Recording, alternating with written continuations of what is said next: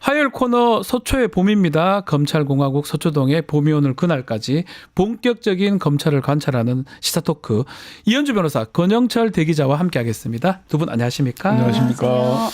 자, 이제 뭐 운명의 주라고 해야 될 것 같아요. 윤석열 이야기 먼저 해보겠습니다. 25일 내일이 공수처 지금 소환 통보가 왔었고 27일은 첫 헌법재판소 탄핵심판 변론 준비기일이 예정이 돼 있습니다. 근데 문제는 이제 서류 같은 걸 자꾸 안 받고 있습니다. 시간 끌기를 지금 변호사님도 안 하고 있고 어떻게 조사를 받겠습니까? 앞으로 어떻게 진행될 것 같습니까? 운명의 주가 아니라 윤 대통령은 계속 버티기로 갈 겁니다. 버티기다. 제가 어젯밤에 석동현 변호사랑 잠시 통화를 해봤는데요. 석동현, 예. 취지가 이런 것 같아요. 대통령은 여론전을 하고 싶지 수사관 앞에 앉아서 조사받고 싶지 않다. 현직 대통령이 검찰총장이 조사하는 것도 아니고 뭐 이런 식의 얘기를 한다는 이유는 그 이유가 뭐냐면은 그러니까 자기가 수사를 해봤잖아요. 네. 수사관 앞에 앉아서 공수처 가서 조사를 받으면은 네가 겸할 때 군대를 어떻게 동원했고 이런 얘기밖에 할 수 없다 이거지. 그러니까 근데 헌재에 가면은 왜 이랬는지 동기를 설명하면서 여론전을 할 수 있다. 이 얘기를 하는 거예요. 그러니까 끝까지 버틸 만큼 버텨보겠다. 그리고 여론전을 하면서 지지층을 좀 결집시켜 보겠다. 윤 대통령이 사실은 지금까지 해온 과정을 보면요. 잘못을 시인하고 솔직하게 사과하는 법이 없어요. 그렇죠. 사과하고 왜 사과했냐니까 그냥 사과했다는 거잖아요. 딴 얘기 하시잖아요. 그냥 사과했다고 처음부터 그 경선할 때 개사과 논란에서부터 한 적이 없어요. 이 사람이. 사과할 줄 모르네요. 책임을 안 져요. 책임을 떠넘기고 알리바이 조성하고 이런 걸 하고 싶은 거지 조사를 받고 싶지 않다. 그런 얘기를 하는 거예요. 그래서 헌법재판관들 앞에서 공방을 벌이는 모습을 보이면서 자기 주장을 하고 싶은 것이지 조사 그 공수처에 출두해서 특히나 검찰을 가는 것도 아니고 경찰이나 공수처 공조본에 지금 부른 거잖아요. 안 받으려고 안 할 것이다. 끝까지 버틸 것이다. 예. 비슷하게 보시겠네요. 더 잘하실 거 아닙니까? 스타일을. 예. 일단은 국민들이 지금 심리적으로 굉장히 불안한 상황이고 맞습니다. 내란이 계속되고 있다고 믿습니다. 그런데 뭐 혐의를 조사를 받고 기소되고 뭐 어떤 탄핵 결정이 내려지고 그건 차후의 일이고 일단은 법질서에 순응하는 모습을 보여주는 게 사회 안정을 위해서 너무나 도움이 됩니다. 왜냐하면 자기가 엄청난 죄를 뭐 혐의를 받고 있지만 이제는 이제 이 절차에 우리나라의 법질서에 따르겠다라는 태도를 보여주는 거지 않습니까? 그래서 전략의 문제가 아니라 이건 정말 그 자기 중심의 끝판왕. 이 연말을 차가운 길 위에서 탄핵과 처벌을 부르짖는 사람들 앞에 대한 답을 전혀 안 하고 있는 거죠. 그렇죠. 그래서 우리나라 지금 경제도 엉망이고 정말 자기 자신밖에 생각하지 않는 사람이라고 생각해요. 그리고 두 번째는 그 검사들의 태도. 검사들이 사실은 자기가 아는 지인들이 이제 문의를 해오면 나 검찰에서 부르는데 어떻게 해야 될까? 그러면 가르쳐 주는 게 있잖아요. 전통적으로. 1도, 2부, 3배. 계속 도망가고 부인하고. 근데 저는 어떤 검사가 증인으로 법정에 나왔을 때 일단 소나기는 피하고 보아야 됩니다. 윤대진, 뭐 소윤, 대윤이라고 부르는 윤대진이라는 검사가 증인으로 법정에 나왔을 때 그 말을 여러 번 하는 거예요. 그래서 이게 검사의 마인드구나. 소나기는 피하고 기회를 도모하면 때가 되면 또 다른 기회가 있다라고 믿는 것 같아요. 그래서 마지막까지 포기하지 않는다라는 걸 보여주는 건데 이건 정말 국민들과 우리 사회에 엄청난 혼란을 야기하는 거죠. 네. 근데 중요한 포인트를 우리 이현주 변호사님 말씀하셨는데 내란이 계속되고 있다. 맞습니다. 지금 논란이 있는데 왜 그러냐면요. 아직도 내란 우두머리가 살아서 버티고 있고 아직 현직 대통령으로서 힘을 발휘하려고 계속 애를 쓰잖아요. 근데 그 상황을 해소하지 않으면은 우리가 과거에도 보지만은 내란이 일어나서 군부가 쿠데타를 일으켜도 그 군부 수장이 안 잡히면 내란은 계속되는 거거든요. 맞습니다. 지금 내란 우두머리가 계속 활약하고 있기 때문에 지금도 내란 상황으로 보는 게 맞다. 그렇게 얘기들을 학자들이 헌법학자들이 얘기를 하더라고요. 네, 내란죄라는 게 우리 헌법재판소 판례에 따르면 계속범, 상태범으로 보더라고요. 내란이 종료되지 않은 이상은 계속 내란 상태가 지속된다고 봐야 되고 이 법리대로라면 지금 동조하는 사람들도 다 내란 선동 성전죄 가담자가 될 가능성도 내란 있다고 봐야 최소한 되겠죠. 방조, 부하 수행은 되는 거죠. 단순 가담자나 부하 수행은 그러니까 가능한 지금도 거죠. 내란 공범이 명백한 한덕수 총리가 지금 국난 대응을 하잖아요. 네. 그러면서 지금 법 집행을 거부권을 행사하고 맞습니다. 하고 있잖아요. 이게 지금 난센스라는 거예요, 사실은. 그래서 심하게 이제 제가 그 헌법학자들에게 몇 번 물어봤어요. 이 정도면은 사실 국민의힘이 과거에 통진당 해산 사례에 따르면은 네. 그 이상 가는 거 아니냐. 그랬더니 그 이상 가는 건 맞다. 맞는데 문제는 뭐냐. 그러면은 국힘당을 해산하려고 하면은 국힘당의 108명 의원들을 다 의원직을 그만둬야 되잖아요. 그러면 네. 그 자체의 보궐선거를 어떻게 감당을 하겠느냐. 그런 이제 얘기를 하긴 하더라고요. 그래서 네. 법리적으로 따지자면은 지금 국민의힘은 그 언론들도 사실 좀 요 주의를 해야 되는데 네. 내란 상황에서 선거할 때처럼 기계적 중립을 지키면 안 되는 겁니다. 내란 네. 상황인데 네. 국민들이 다 본 거잖아요. 그렇죠. 생중계로 다 본 상황에서 아직도 판결이 안 났는데 내란이라고 하면 안 된다 그러는데 그 국민의힘 의원 주장하는 거거든요. 맞습니다. 지금도 그렇게 얘기를 하는 의원들이 많아요. 그게 사실은 아니 자기들도 다 봤잖아요. 네. 근데 그런 상황에서 무슨 얘기를 하는지 모르겠지만은 이 지금의 혼돈 상황, 내란 이후의 혼돈 상황은 내란 우두머리가 그대로 존립되고 있기 때문에 그렇다 이어지고 있는 거다. 네. 그래서 그 상황을 빨리 해소해야 된다. 그런데 윤 대통령은 끝까지 버틸 것이고 체포영장이나 구속영장이 아닌 한 절대 나오지 않을 거다. 그래서 예. 결국은 뭐 오늘 어제 뭐 지난 얘기 들어보면 휴대전화도 지금 확보했다 그러고 휴대전화는 확보한 게 아니고 네.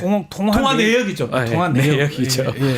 자, 긴급 체포 구속영장 청구 이게 가능할지 말지 이게 가장 중요할 것 같아요. 끝까지 사과 안 하고 제가 봤을 때 안 나올 것 같거든요. 근데 소환에 불응하면 체포영장은 나올 수 있는데 예. 우리가 모두가 걱정하는 건 영장 집행이 이루어질 수 있을까. 왜냐하면은 그렇죠. 대통령 경호처가 일단 있고 그 사람들도 무력을 하기를 들고 있지 않습니까? 그렇죠. 그래서 이 윤석열의 성정으로 볼 때 굉장히 모든 것이 위험하다. 그리고 사실은 대통령 경호처도 쿠데타에 일정 정도 관여를 했거든요. 그 안가라는 이제 뭐 국무위원들, 맞습니다. 뭐 국회의원, 그 장관들 일부하고 그 뭐 군사령관들이 모여서 회의를 했다는 그 안가를 관리하는 곳이 경호처장이고 네. 그리고 그 뭐 관저에서도 회동을 가졌다고 하지 않습니까? 이런 것들을 모두 알고 있고 가담한 사람들이면 나도 같이 간다라는 생각하면 끝까지 결사항전을 했을 때 이게 정말 뭔가 작은 전투 같은 것이 일어나지 않을까 하는 그런 걱정도 있어요. 사실은 미국에서 그 요즘 퍼프데디라는 굉장히 유명한 사건이 있었는데 그 뭐 음악계의 제왕이라고 하는 거기는 총기가 허용된 나라니까 그 영장 집행을 하는 걸 보여주는데 군대가 가더라고요. 네, 군대가. 근데 지금 전차하고 군대 그런 상황이 일어나지 않을까 그런 걱정이 저도 그렇죠. 드는 거예요. 지금 사실은 공수처가 부른 게 아니라 공조본이 부른 거잖아요. 공조본이 불렀는데 경찰이 있거든요. 예. 그러니까 체포영장이 나오는 순간 경호처가 막으면은 바로 공무집행방해 현행범이 되는 거죠. 바로 체포합니다. 예. 그래서 경찰 특공대 이런 데 동원하는 거죠. 네, 맞아요. 예. 그러면은 이게 지금 경호처가 한남동 그 관저에서 버티고 있으면서 네. 그 공식적인 체포영장 사전 구속영장을 집행하러 오는 그 공무원들을 막을 수가 없죠. 막으면 바로 아까 말씀하신 대로 현행범 바로 체포하면 됩니다. 지금 왜 내란 이후 사태가 이어지고 있느냐? 윤석열 대통령이 내란죄 현행범이잖아요. 네. 현행범을 체포하지 못했기 때문에 긴급 체포 못했기 때문에 지금 이런 사태가 일어나고 있는 거거든요. 네. 지금 끊임없이 내란죄가 아니라는 걸 증거 인멸하고 말맞추기 하고 있잖아요. 네. 이런 상황을 방치하는 건 사실은 저것도 직무유기죠. 직무유기로 봐야 된다. 한덕수 총리가 지금 직무유기 하는 겁니다. 네. 자기가 대행이고 본인이 국무회의 소집을 본인이 했다 그랬잖아요. 네. 좀 뒤에 뭐 얘기를 하겠지만은 이런 상황에서 저거 제대로 지금 집행해야 됩니다. 네. 지금 뭐 서류도 안 받고 수치 거부하고 변호사 선임도 제대로 안 하고 있고 하는 변호사 것은 선임은 근데 확인해 보니까 했습니까? 그 선임은 돼 있는데 네. 준비는 돼 있다는 거예요. 네. 그러니까 선임기를 안 냈다는 얘기는 절차에 들어가면은 끌려가야 되니까 일단 최대한 더 버티겠다, 시간 끌겠다. 개인적으로 선임한 거잖아요. 선임기를 해야지. 조직은 갖췄는데 갖췄다. 예. 그래 그거를 공식적으로 스타트를 안 했다는 얘기를 하는 거죠. 네. 자, 석동현 변호사 지금 뭐 말씀하셨는데 네. 이 사람은 뭡니까? 이 사람 지금 수임을 한 거는 맞아요? 본인이 대변인은 아니고 해도 됩니까 일반인이? 서명을 이렇게 얘기하더라고요. 친구라고 해도 친구지만은 뭐 사실은 뭐 이현주 변호사님도 아시겠지만은 네. 석 변호사는 15기고 네. 윤 대통령은 23기잖아요. 차이 많이 나네요. 사실 8년 차이가 납니다. 네. 그러면은 그 두 사람의 관계가 좋았겠느냐? 윤 대통령하고 가장 친한 사람은 제가 알기로는 남기춘 변호사. 아. 지금은 변호업 안 하고 예. 제주에서 농사 짓고 있죠. 네. 그리고 이철우 교수 네. 두 사람이 가장 절친이라 그럽니다.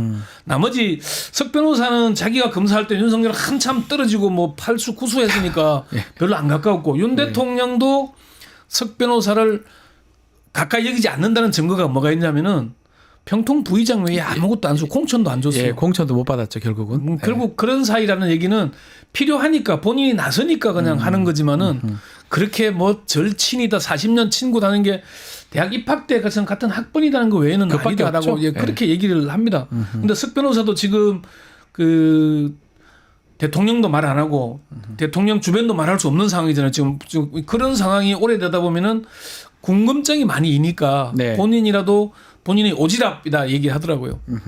오지랖이다. 그래서 근데 지금 민주당하고 서로 고소 고발전 하고 있으니까 네. 민주당에서 내란 선전이라고 고발했고 본인은 무고죄로 또 맞고소하겠다 그러니까 네. 어쨌건 이런 문제가 좀 벌어질 것 같습니다.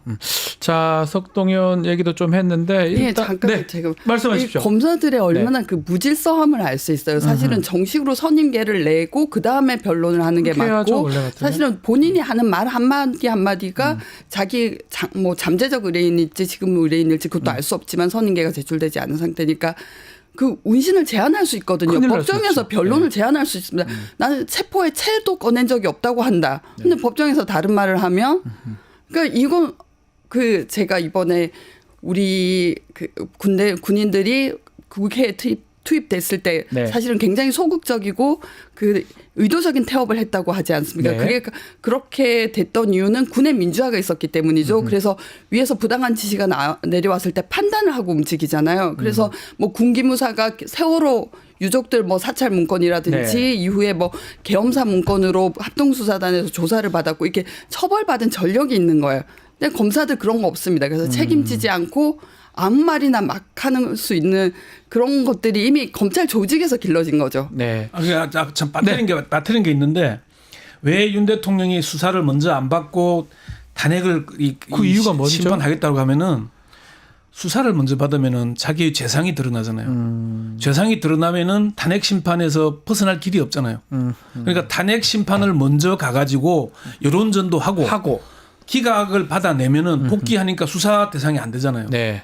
이걸 노리는 거죠. 아. 꼼수에 그러니까 윤 대통령이 지금까지 해온 해명과 담화를 쭉 살펴보면 아시겠지만은 끝까지 책임 안 지고 알리바이 주장하다가 남한테 책임을 떠넘깁니다. 아. 본인이 안 집니다. 이것도 네. 지금 전략상 수사를 먼저 받으면은 내란이 명백하잖아요. 우리가 모든 국민들이 다 봤는데 다 봤죠. 군대를 동원해서 국회를 에워싸고 침탈했는데 그게 폭동이 아니면 뭐가 폭동입니까? 네. 그러니까요. 그러니까 사실은 이런 점 이게 핵심인 것 같아요.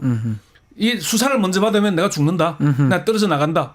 그러니까 버텨서 탄핵 심판을 먼저 받아가지고 살아서 돌아오겠다. 네. 이걸 꿈꾸는 거죠. 그러니까 이런 게 우리가 왜 이런 데가 주저하는지가 사실 의문스러워요. 내란 상태가 쭉 지속되고 있는데 그 자리에 앉아가지고 지금 꼼수와 계속 부리고 있고 그 이유 자체가 어쩌면 아직까지 동조하고 있는 어떤 세력들. 국민의힘이죠. 국민의힘이 그거 윤상현 의원이 김상욱 의원한테 가서 얘기했잖아요. 나는 정권 내주기 싫어. 네. 정권 잃기 싫어. 네. 그러니까 동조라고 봐야 되겠죠. 내란에 동조하고 있는 거잖아요 지금. 아니 이게 내란이 아니다. 계엄인데 판결이 안 났는데 왜 내란이라 그러냐. 아니 내란 현행범행을 국민들이 다 봤는데 그걸 뭐 판결을 꼭 법적으로 가야 되겠지만은 네. 국민들은 이미 내란인 걸 다 알고 있고 다 판단하고 있는데 네. 그걸 그렇게 주장하는 겁니다. 자, 그래서 한덕수 권한대행도 지금 뭐 비슷한 뉘앙스입니다. 헌법재판관 지금 이 3인 더 임명을 해야 되는데 이게 구인 체제가 될지도 그렇고 더 중요한 거는 특검법 아직 오늘까지라고 민주당 얘기를 했던 것 같은데 계속 미루고 있거든요. 어떻게 보십니까? 한덕수 국무총리의 고등학교 동기들이 이렇게 얘기하고 와 우리 덕수는 법인카드하고 간용차만 있으면 뭐든지 시키는 대로 해. 예. 그래서 본인이 사실은 대단히 무거운 책임감을 느껴야 되지 않습니까? 네. 그래서 일단은 실행하기 전에 그 선언을 해야죠. 아, 뭐 국민들에게 너무나 그 큰 뭐 제약을 끼쳐서 죄송하다. 다음부터 국정 안정을 위해서 최대한 할 수 있는 것을 하겠다라고 해야 되는데 안 하고 지금 역시 윤석열과 마찬가지로 미루기 모드로 들어간 건데 아 정말 우리나라 관료들 끔찍하다고 생각하게 됩니다. 네. 미루기입니까 아니면 동조하는 겁니까? 이거 어떻게 봐야 됩니까? 눈치 보기죠, 결국은. 눈치 보기다. 소신껏 행동하는 게 아니라 예. 그것도 그렇잖아요. 본인이 그 실토를 했잖아요. 네. 국무회의 소집을 절차를 거치라고 본인이 건의했다 그랬잖아요. 네. 그걸 본인이 소집했다고 했잖아요. 그러면은 다른 국무위원들 일부 뭐 김용이나 몇 사람 빼고는 본인은 국무회의 하는 걸 모르고 온 국무위원들은 현장에서 들었으니까 네. 나중에 뭐 이게 부하 수행도 가볍게 처리되거나 입건되지 않을 수 있지만은 한독수는 알고 소집했잖아요. 알고 있죠. 그리고 그걸 하라고 건의했잖아요. 예. 그리고 끝까지 못 막았잖아요.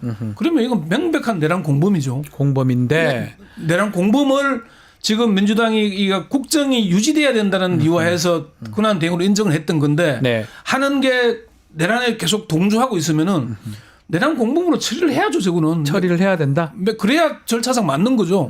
아니 그럼에도 불구하고라는 게 생각해 보십시오. 지금 뭐 총리니까 대통령의 군한 대응에 준해서 대통령에 준해서 해야 된다고 얘기를 하는데 국무총리잖아요, 신분이. 네, 총리죠. 군한 총리. 대응은 역할이잖아요. 예. 신분은 총리면 총리에 대해서 하는 것이지. 그또 사유는 자체는 국무총리 때 있었던 일이잖아요, 또. 그렇죠. 네. 내란 공범이라는 거는 그렇게 보는 게 맞는 거죠. 상식적인 거죠. 헌법학자들도 대부분 그렇게 얘기를 하거든요. 네. 근데 그거를 지금 국민의힘은 경강부회하는 거죠. 우기고 있는 거죠, 계속. 막말 대잔치라고 있잖아요. 네. 아시겠지만 어떻게 보십니까? 4월이면은 문영배 그 헌재 재판관과 이미선 헌재 재판관의 4월 18일이죠. 예, 3월인가? 4월 18일. 4월 18일. 예. 그러면은 임기가 만료됩니다. 근데 그때까지 끌고 더 이상 임명을 안 하면 지금 헌법재판소의 기능이 무력화되는 거예요.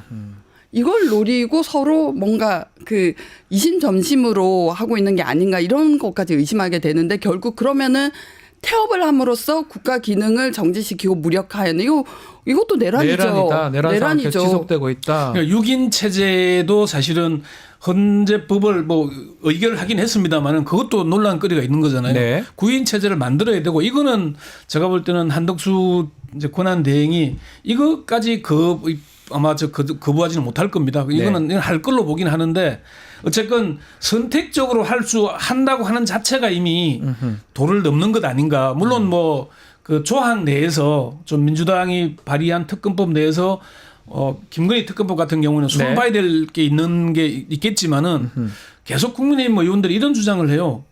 민주당이 추천하는 특검이 하는 게 이게 맞냐고 하지만은 국정농단 특검 때 야당이 추천했잖아요. 네, 맞아요. 야당 추천했어요.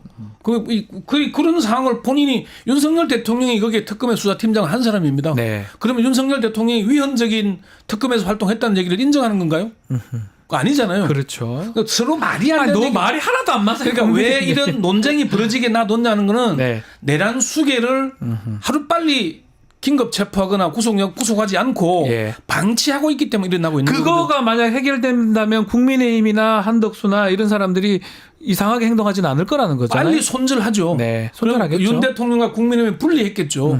지금은 왜 그 다들 그런 얘기들 요즘 왜 그 보수 논객 중에 대표적인 조갑재, 정규재 두 분이 씨. 예. 계속 공격을 하는 이유가 이 불합리하다는 얘기거든요. 내란이 명백한데 그걸 우기다고 있다고 계속 비판하는 거잖아요. 네. 그러면은 왜 비판하냐? 자기들은 윤 대통령과 손절하면은 권력을 뺏기니까 내주는 게 싫다는 얘기를 하는 건데 네. 그럼 언제 살아나요? 그게 다 내란 공보. 그러니까 그 강제수사법은 그것만 좀 정리. 어떻게 가능하나? 그거 언제까지 봐야 됩니까? 지켜봐야 됩니까? 그러니까 탄핵으로 가는 거 지켜봐야 돼요. 저는 이제 공수처 공조본도 더 이상 기다리지 않을 거라고 생각해요. 계속 네. 소환만 하고 있을 수는 없으니까. 그렇죠. 그래서 어차피 응할 것 같지도 않지 않습니까? 응하지 않을 겁니다. 네. 그 사람은 저희가 끝까지 연말 전에는 선물로 받을 수 있지 않을까라고 네. 생각을 기대를 해봅니다. 네. 근데 사실 공조본이 어차피 빨리 지금 체포영장을 청구하거나 사전구속영장을 청구해서 지금 조사가 계속 진행되고 있잖아요. 그렇죠. 관련자들 조사를 계속하고 있고 검찰과 같이 하고 있으니까 저는 빨리 이게 합동수사본부가 됐건 특검이 됐건 하나로 모아야 되거든요. 이제는 지금은 흩어져서 경쟁적으로 해왔는데 모아서 빨리 처리하는 게 그래야 나라가 안정이 됩니다. 그래, 맞습니다. 그래야 그 이후에 정치 일정도 나오거든요. 저 버티는 걸 계속 놔두면은 국정이 계속 혼란스럽고 대외 신인도만 떨어지고 나라가 어려워지는 거 아니겠습니까? 네네. 빨리 손절을 해야죠. 손절해야 되는데 자, 그 어제도 사실은 충격적인 내용들이 계속 나오고 있습니다. 특히 그 노상원의 수첩, 계엄 수첩. 거기 보니까 사살 표현도 있고요. 국회 봉쇄, 뭐 북한한테 NLL 그 유도 등등의 여러 가지 내용들이 나오고 있는데 이 정도면 외환죄도 성립할 것 같거든요. 이 정도 있는데도 계속 가만 놔둔다는 게 말이 됩니까? 그게 이제 노상원 수첩이 그 왜 점집에서 발견된 네. 수첩인데 예. 수첩에 이제 이게 이 서류로 정리된 게 아니고 메모로 나온 본인이 메모로 쓴 거. 사살, 북한에 대한 뭐 전쟁 일으키는 거 이런 것들이 다 들어 국회 봉쇄 이런 게 다 들어 있잖아요. 네. 수거 대상, 사살 뭐 이런 표현까지 나오는 건데 이게 노상원의 개인적인 아이디어인 건지 윤 대통령의 보고돼서 정말로 입안에 들어간 건지 이거는 좀 더 수사 결과를 지켜봐야 되는 거고요. 네. 미리 예단하기는 그렇긴 하지만은 도대체 이 정권은 참 무속 정권 참 어디까지 가는지 모르겠습니다. 네. 노상원 씨가 호남은 빼라 그러면서 누가 그렇게 이야기했대요. 또 호남 군산 가서 점집을 30몇 번이나 갔다고. 네. 본인이 참 무당인지 무당인 노릇을 하는 건지 네. 참 모르겠습니다. 수거 대상이라고 하는데 수거라는 게 이거 체포하는 걸 수거라고 하지는 않잖아요. 저도 군사 용어는 아닌 것 같거든요. 수거는 쓰레기잖아요, 원래. 쓰레기 수거라 그러지 않나요? 네. 이런 사람한테 이런 용어를 쓴다는 것도 사실 좀 놀랍거든요. 근데 저는 다른 포인트에서 보고 싶은 게 네. 그 김용현 국방부 장관의 사람 쓰는 스타일 네. 그리고 그 대통령 뭐 윤석열의 스타일이 닮아 있어요. 왜냐하면은 우리가 저 구시대 인물이 왜 나타날까? 저 이진숙이 사람이. 언제쯤 이진숙 뭐 이진숙인데 저 뭐라고 생각하고 유인촌이 20년 전 뭐 문화체육부 장관 예. 하던 그렇게 생각하는데 결국 뭐냐면은 자기를 불러준 게 너무나 고마워서 간이고 쓸개고 다 내주고 충성을 할 만한 그런 태물들로만 구성을 했잖아요. 그 쿠데타도 그랬다는 거예요. 뭐 노상원 씨도 그 성추행으로 복역한 다음에 지금 뭐 외진 곳에서 점집을 열고 계시던 분 그리고 다른 장성들도 다 자기 기수에서 첫 번째로 승진하지 못하고 네. 첫 기수에서 이제 서열이 낮은 사람들로 구성을 한 게 결국 이제 욕망을 부추기는 거죠. 너 어디 갈 수 있어. 그러니까 그 인사에서 투명하지 못하고 공정하지 못한 게 얼마나 참혹한 결과를 낳을 수 있는가 그걸 생각해 봅니다. 93의 그 이기엽 여단장도 진급 못했다고 하더라고요. 오늘 얘기 들어보니까 준장인데 준장 정도는 많이 깎은 것 같은 동기생들은 소장이고 뭐 이러니까 뭐 그런 것들 이용한 거 아니냐 그렇죠. 이런 내용. 윤상호 정보사령관도 우리나라 블랙리스트가 다 공개가 돼가지고 네. 제공이 돼서 그리고 하극상 사태도 있었고 당연히 물러났어야 할 사람을 구제해주면서 나쁜 용도로 써먹은 그렇죠. 거잖아요. 블랙리스트가 블랙 요원. 블랙 요원. 블랙리스트도 야 다른 거예요. 블랙 요원 명단이 이제 공개되고 당시에 이제 그 문상호가 지금 끝나야 되는데 그 김용현이 오면서 직무 배제 해제됐던 그래서 지금 혹시나 그것 때문에 그 큰 역할을 한 게 아니냐 이번에 내란 관련해서 그러니까 이제 끌려가는 거죠. 그러니까 그 약점이 잡혀 있으니까. 네. 그러니까 신원식과 그 지금 김용현이 뭐 크게 대판 싸웠다 그러잖아요. 네네네. 비상계엄 문제를 가지고. 네. 윤 대통령 생각에는 기본적으로 정치를 통해서 국정을 운영할 생각이 없었던 거예요. 사고방식이 왜 이게 그 오늘 아침에 재밌는 포스팅을 우리 서울대 한인섭 교수가 올렸던데 네. 왜 형법 91조 그게 내란죄가 들어가 있냐.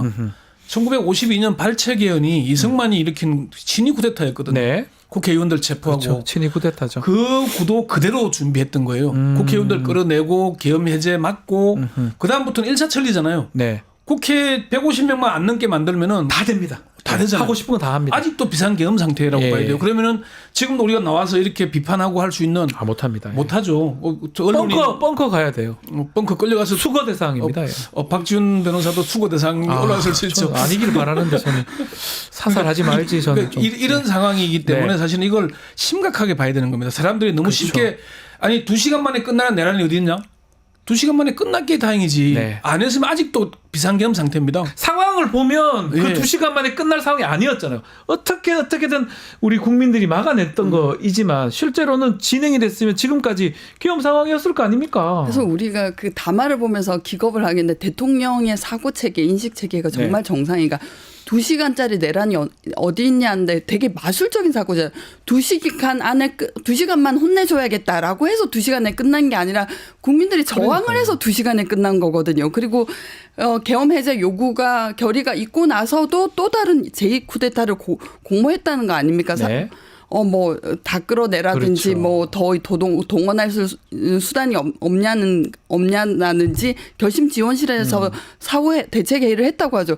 그냥 정말 이분은 마술적 사고를 하시구나. 현실의 그 흐름하고 본인의 그 인식 체계가 완전히 이렇게 그렇죠. 부합되지 않아요. 그러니까 납득하기 어려운. 3시간이나 시간을 끌었던 게 국무위원들이 안 모여서 그런 게 아니고 다른 수를 생각하느라고 그렇죠. 했거든요. 그것도 저는 밝혀내야 되거든요. 예, 밝혀야죠. 그러니까 우리가 계엄 해제 요구를 했습니다. 자정 무렵에 했는데 4시까지 계속 기다렸던 거잖아요. 1시 1분인가 1시죠. 예. 1시인데 4시 20분 그러니까 30분 동안 예. 그러면 그때까지 무슨 일을 했고 뻥커 막 합참 지휘실 가고 뭐 했다는 거 보면 회의하고 논의하고 하면서 그게 이제 통화 기록을 해보면은 누구랑 네. 통화했고 다 나오겠죠. 근데 뭐 그 13공수, 7공수 네. 뭐 그것도 뭐 준비시켰다고 하는 게 네.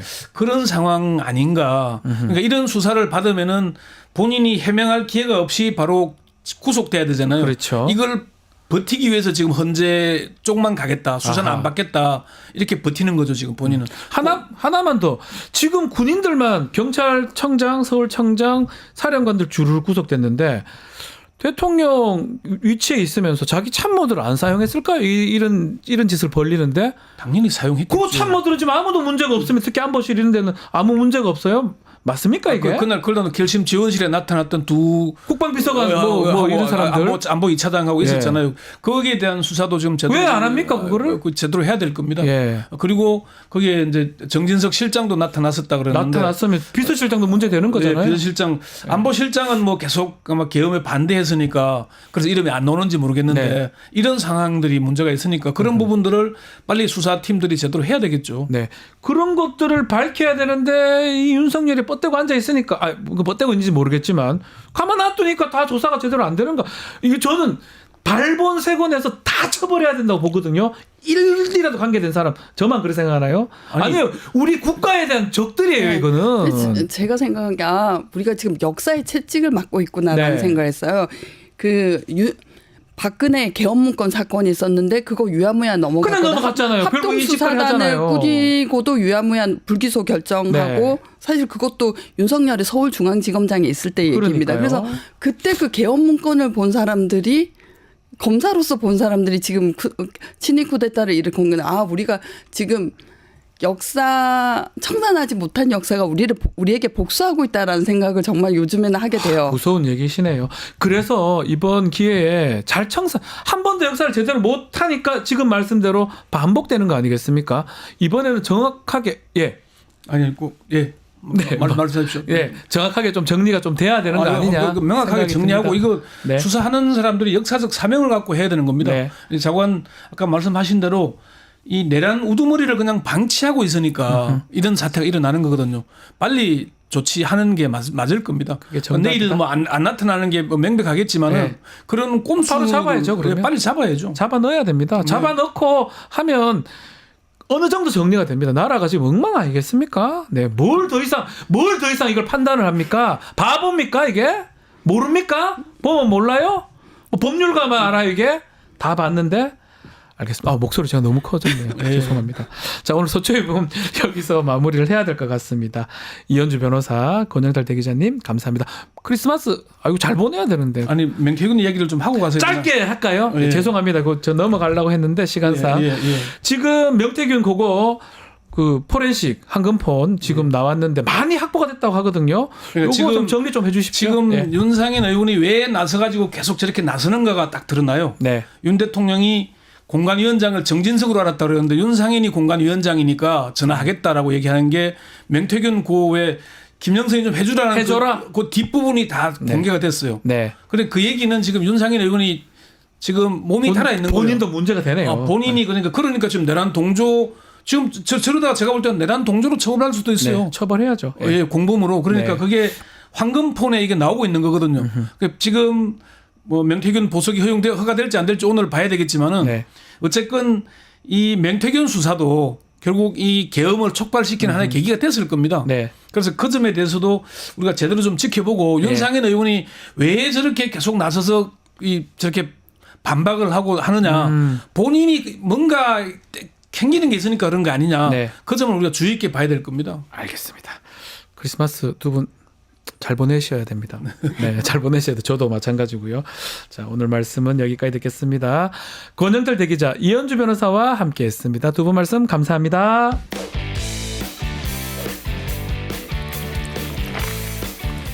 월요일 시간에는 정치권을 향한 따끔한 일침 들어보는 시간입니다. 김진애 의원과 함께합니다. 안녕하십니까? 네, 안녕하십니까. 네.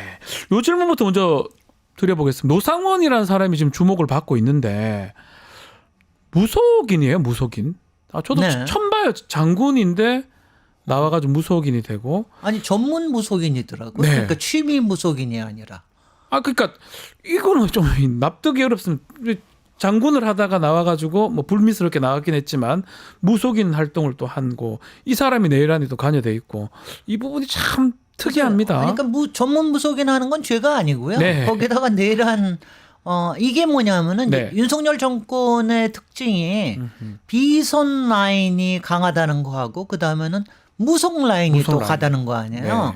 네. 그러니까 비선하고 무속이 딱 얽히면은 우리가 딱 생각하는 게 김건희 네. 이렇게 생각이 되잖아요. 근데 거기에 내란까지 얘기를 하니까 그동안 왜 김건희가 그 계엄이 있고 비상계엄 끝나고 해제되고 난 다음에도 오비한테 네. 전화를 무척 많이 한다 이런 얘기가 떠돌았는데 맞습니다. 아니 이런 오비 아니었냐. 이 내란 계엄하는 거에 기획한 이런 오비들한테 연락을 했던 거냐. 이런 생각이 딱 들어가지고 엄청나게 무섭죠. 무속이 처음부터까지 이 정권을 지배한 거 아니냐 생각도 들어요. 아니 저는 이 생각은 굉장히 들었는데요. 네. 윤석열 정권에서 발탁된 사람들을 보면은 네. 하나같이 뭔가가 구린 사람들이 많습니다. 그러니까 이 사람도 그러니까 솔직히는 김용현 네. 전 장관도 그 양반도 결국은 사성 장군에 못 올라서 근데 그것도 스캔들 때문에 못 올라갔던 거 자기가 아니에요. 대대장 때인가 연대장 때인가 뭐 문제가 하나 있었죠. 근데 이 노상원 같은 경우에는 완전히 그 성폭력 때문에 네. 그것 때문에 직위 해제당한 사람이고 실제로 이 사람 뭐 형도 살지 않았나요? 예, 실형 1년 6개월인가요? 나중에 네네. 그렇게 집행유예 풀려나긴 하죠. 했지만 아니 예, 그리고 살았었어요. 이상하게 예. 예전에 그 탄핵에 거론돼 있던 정호성이라든가 아니면은 작년에 강서구청장 나갔던 사람도 이 사람도 문제 있는 사람인데 네. 사면해가지고 내보내. 이건 뭐냐면은 구린 사람들을 주변에 두면서 그러면서 그 사람들의 약점을 가지고 자기네들한테 충성하게 하려고 하는 거죠. 아하. 이게 한 가지. 두 번째는 비선 라인이라고 하는 게 예. 이게 뭐냐면 정부의 개선 라인에 두는 것뿐만이 아니라 바깥에서 뭔가를 작동하게 만드는 네. 이 네트워킹에 너무 능하단 말이죠. 이걸 누가 하느냐. 이거 대통령이 직접 했겠어요? 예. 또 뭐 김건희가 간 게 있을 것이다. 비선 라인이면 다 아. 그쪽에 생각이 되죠. 참 무속 비선 두 개 얘기했는데. 거기다가 이제 예. 그다음에 이제 무속 딱 하면은 이제 뭐 결이 통하는 거 아니겠어요? 무속의 우리는 비선. 영이 통한다. 네, 무속의 비선. 네. 이 문상호 정보사령관이 그 얘기를 했대요. 노상원 지시가 내 지시다. 김영현한테 그런 얘기를 들었다고 하거든요. 그러면 사실은 지금 보면 그 12월 3일 오후 10시가 계엄 내란 그 시점 아닙니까? 네. 이것도 무속으로 정해진 거 아닌가? 아니 그 설이 꽤 있죠. 예. 왜냐하면 이제 의심이 되는 게 왜 화요일 날 저녁에 하느냐. 왜냐하면 주말에 더군다나 새벽 같은데 하면은 비상계엄이 성공할 찬스가 굉장히 높은데. 더 높은데. 물론 이제 그때가 명태균 뭐 황금폰 나타나고 그 다음에는 김건희 특검이 10일 날 통과될 수도 있다라고 하는 이런 위기감이 있었긴 하지만 화요일 날이라고 하는 게 굉장히 이상하다. 10시면 아직 우리 다 활동할 시간 그러니까요. 아니에요. 그래서 이 10시가 무슨 뭐의 계시에 의해서 한 거 네. 아니냐. 뭐 이런 얘기가 있는데 그거는 나중에 좀 더 밝혀져 봐야 알겠습니다. 또 물어보니까 그 대통령 당선된 날부터 딱 1000일 천일. 되는 날이더라고요. 거기다가 무슨 8천이라는 네, 숫자까지도 8천 있던데. 숫자까지. 네. 네. 그렇던데. 워낙 지금 우리가 이런 얘기 자꾸 하는 이유가 무속이 워낙 관련이 많으니까 이런 얘기까지 하는 거 아니겠습니까? 그게 왜냐하면 기미 가요에서 네. 나오는 1000이라는 숫자, 8000이라는 숫자가 여기 나오냐. 그다음에 이태원 가령 우리가 참사가 네. 있었을 때도 일본 신교가 뭘 했다. 그렇죠. 뭐 이런 여러 가지 등등이. 근데 이런 게 무슨 문제냐 하면은 비상계엄 하나만 해도 무서워 죽겠는데 네. 이거를 만들어냈다라는 게 그런 이상한 무속과 연결되어 있다고 하는 게 이게 더 흉흉하게 만드는 거죠. 맞습니다. 그게 뭐냐 하면은 이제 그럼 저 사람들이 무슨 짓은 또 무지를까? 그러니까요. 무슨 또 계시를 받았냐? 천공은 지금 나와가지고 석 달 있다가 석 달 동안 괜찮다고 석 달 있다 돌아온다고 그러는데 이건 무슨 계시를 받은 거냐? 근데 이거 다 드러났잖아요. 네. 무속으로 했던 게 얼마나 국정을 망가뜨렸는지 이번 비상계엄 이 내란조차도 실패하게 만들었는지 다 아는데 여기서 또 탈출하려고 하는 게 저는 자기 부동을 계속 파고 있다고 그렇죠. 생각합니다. 더 이상은 무속으로 되지는 않을 것 같은데 어쨌든 자 지금 한덕수 대통령 권한대행 민주당이 이제 얘기를 합니다. 24일까지는 특검법 공포해라라고 하는데 한덕수가 어떤 선택을 할까요? 한덕수는 이제 지금 사면 초과가 되죠. 네. 일단은 이제 이분도 비상계엄에 연루돼 있다라고 하는 내란죄에 연루돼 있다는 게 확실하고 네. 그다음에는 이제 그동안 한동훈하고도 붙었다가 그다음에 지금은 또 국힘 쪽에 얘기 들었다가 그런가 하면 민주당의 생각도 좀 저기를 해야 되고 네. 국회의장하고도 가까워야 되고 또 미국 눈치도 봐야 되고 여러 가지가 있는데 저는 이거라고 생각해요. 이거 뭐냐 하면은 아마 본인으로서 지난번에 권한대행 맡으면서 이러지 않았습니까? 마지막 임무로 네. 지금의 국정을 안정시키는 게 가장 중요한 역할이다. 마지막 소임으로 생각하겠다. 근데 이미 실패하고 있어요. 네. 이게 뭐냐면 첫 번째 권한대행이 됐으면 지금 사실은 사람들의 지금 대한민국의 특히 경제의 불확실성이 왜 그렇습니까? 앞으로 일어날 일에 대해서 확실치가 않기 때문에 그렇죠. 아니에요. 그러니까 예. 탄핵이 가결이 되고 났으면 이게 헌재에서 어떤 과정으로 된다라고 하는 부분에서 명확하게 밝혀줘야 되잖아요. 근데 그걸 안 해줬죠. 네. 그다음에 두 번째, 그러니까 이게 뭐냐면 본인의 거부권이나 이런 걸 쓴다라고 하는 거를 왜 중요하지도 않는 이 말을 하면 안 되겠습니다. 네. 하면 가장 중요한 내란 특검과 김건희 특검에 대한 걸 먼저 할 수도 있었는데 그거 안 하고 양곡법에 대한 거 네. 국회 증언법에 관련된 걸 먼저 합니까? 거부 행사해버렸죠. 그거 뭐냐면 네. 자기 존재감을 과시하려고 그러면서 시간을 벌어주는 거거든요. 네. 그러니까 저는 지금 한덕수의 이 입장은 그러니까 누구에게도 안 걸리면서 본인의 안위를 도모하려고 하는 중장기적인 안위까지도 도모하려고 하는 예. 이거에 걸리니까 이러지도 저러지도 못하는 거예요. 그러니까 이게 한심한 거죠. 그래서 민주당이 24일까지 이제 결정 내리라라고 좀 그래서 압박을 하는 겁니까? 사실은 저는 열흘 전에 네. 탄핵 가결될 때 그때 총리까지 탄핵을 해야 된다. 네. 그래서 그 다음에 부총리 문제가 되면 부총리 하고 네. 그 다음에 3위가 되는 교육부총리로 하든가 이주호, 뭐 예. 이렇게 하든가 이렇게 그러니까 모든 건 원칙을 지켜야지 이게 나중에 탈도 없고 지금 당장에 탈도 없습니다. 그래서 지금이라도 저는 이제 지난 목요일 날부터 굉장히 위기의식이 발동이 됐잖아요. 네. 그래서 민주당이 이렇게 강력하게 나오는 거는 그거는 분명하게 이유도 있고 네. 그다음에 그게 국민들을 안심시킨다고 생각을 합니다. 지금 국민들이 불안한 거는요.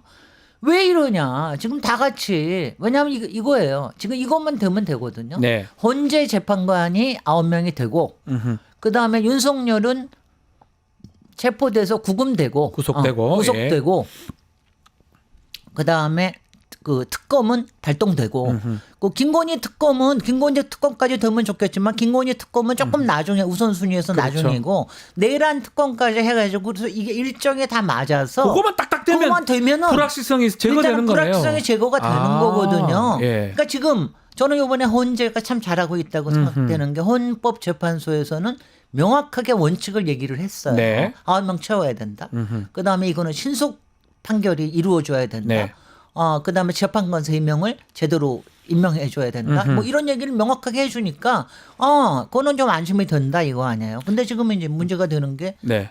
한덕수가 지금 그냥 권한 대행을 한 사람이 국민에게 안정감을 줘야 되는데 네. 이러면 되겠습니까? 이거 가능할까요? 문제는 그 임무 중에 하나가 지금 재판관들 임명하는 건데 오늘 내일 인사청문회를 합니다. 네. 3명에 대해서 뭐 국민의힘 참여 안 한다 그러고 3명 임명까지 가능할까요? 그러니까 이제 내일까지 보겠다고 하는 게 네. 바로 그겁니다. 내일까지 해가지고 지금 이제 그 인사청문회는 오늘 내일 하니까 네. 그러고 난 다음에 보통 2, 3일 정도가 걸리거든요. 그 이제 청문회 보고 채택하고 뭐 오늘 하려고 그러면 그러니까 그 사이가 굉장히 이번 주 금요일까지가 굉장히 중요한 시간인데 이때가 안 되면은 그러면은 탄핵해야죠. 탄핵해야 된다. 목요일 날 탄핵, 이 크리스마스 메리 크리스마스 지나고 난 다음에 탄핵해야죠. 그래서 24일 네. 그리고 25일 소환 조사도 있고 26일 날 만약에 안 됐으면 네. 탄핵까지 간다. 네, 25일 날 이제 윤석열의 네. 그 소환에 응하지 않으면은 그것까지 다 연결시켜 가지고 일정을 맞춰야 되는 거죠.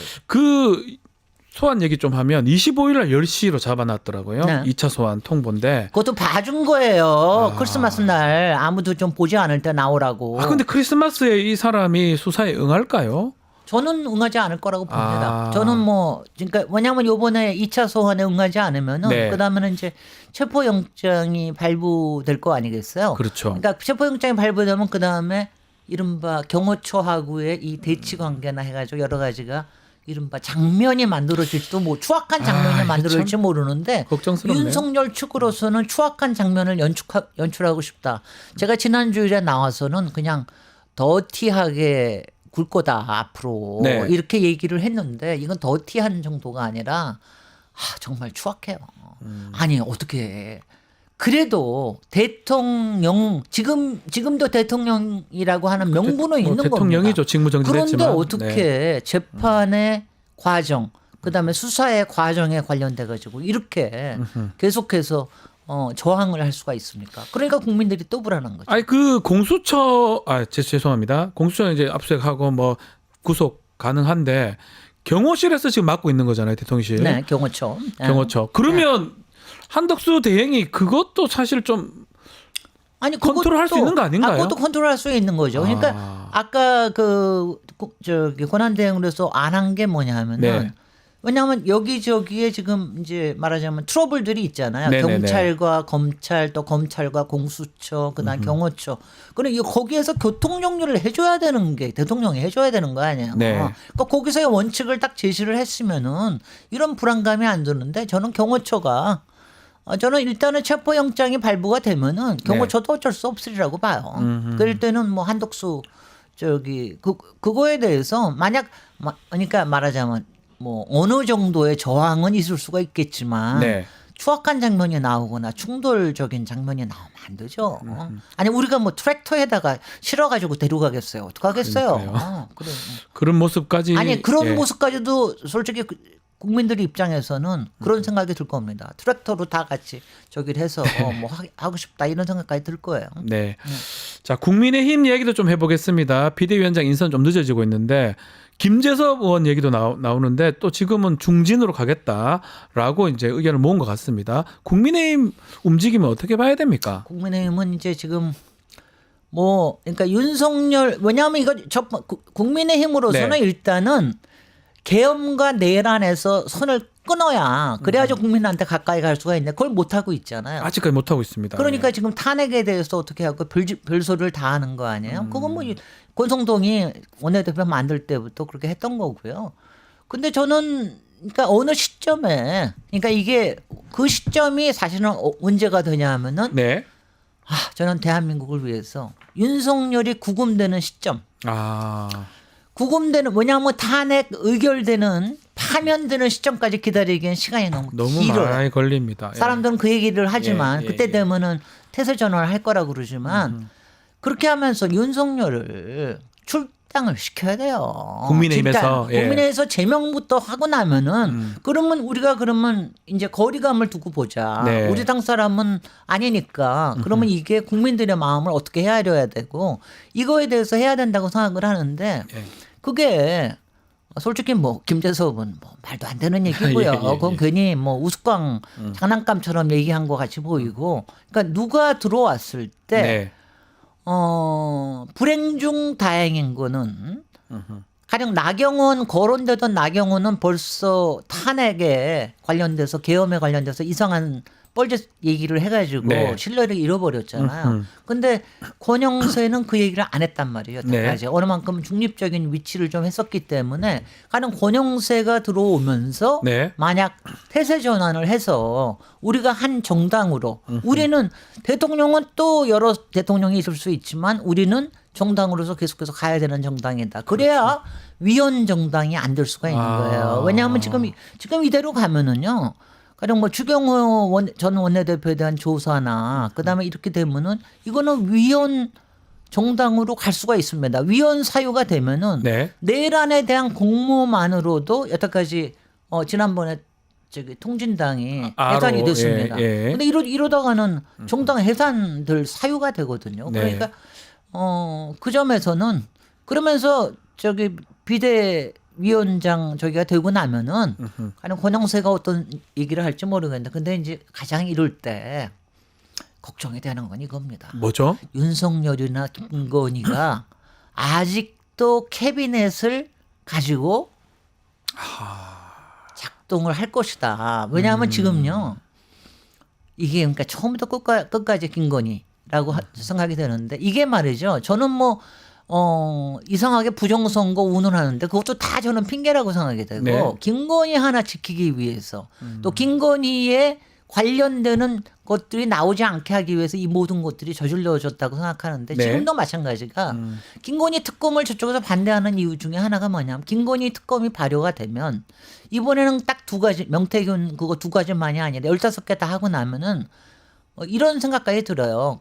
국민의힘 전체 네. 지도부뿐만이 아니라 그리고 정부의 상당한 부분이 김건희의 덫에 걸려져 있다. 이 거미줄에 같이 걸려져 있기 때문에 그래서 이걸 못하는 게 아닌가 이런 생각이 들 정도로 지금 그게 아마 그게 심각하게 고민이 될 겁니다. 그 지금 말씀 중에 국민의힘이 특히 권성동 원내대표 같은 경우는 8년 전에도 본인이 법사위원장 하면서 할 때하고 그때 지금하고 좀 다른 모습이잖아요. 아니 그때는 박근혜 개인의 예. 국정농단이라고 하는 사안이고 그다음에 정권을 자기가 친반이나 뭐가 돼가지고 뭘 할 수 있을 거라는 생각을 했기 때문에 그렇게 하는 건데 지금은 뭐냐면은 2년 반밖에 안 지냈다. 나도 캐비넷에 걸려 있을지 모른다. 아하. 이러니까는 이렇게 한다라는 게 더 말이 안 되는 거죠. 그러니까 이 사람들은 저는 뭐 항상 저기 하는데 몰입애들이에요 한마디로. 몰입해요? 예. 왜냐하면 자기네들의 몰입애가 뭡니까?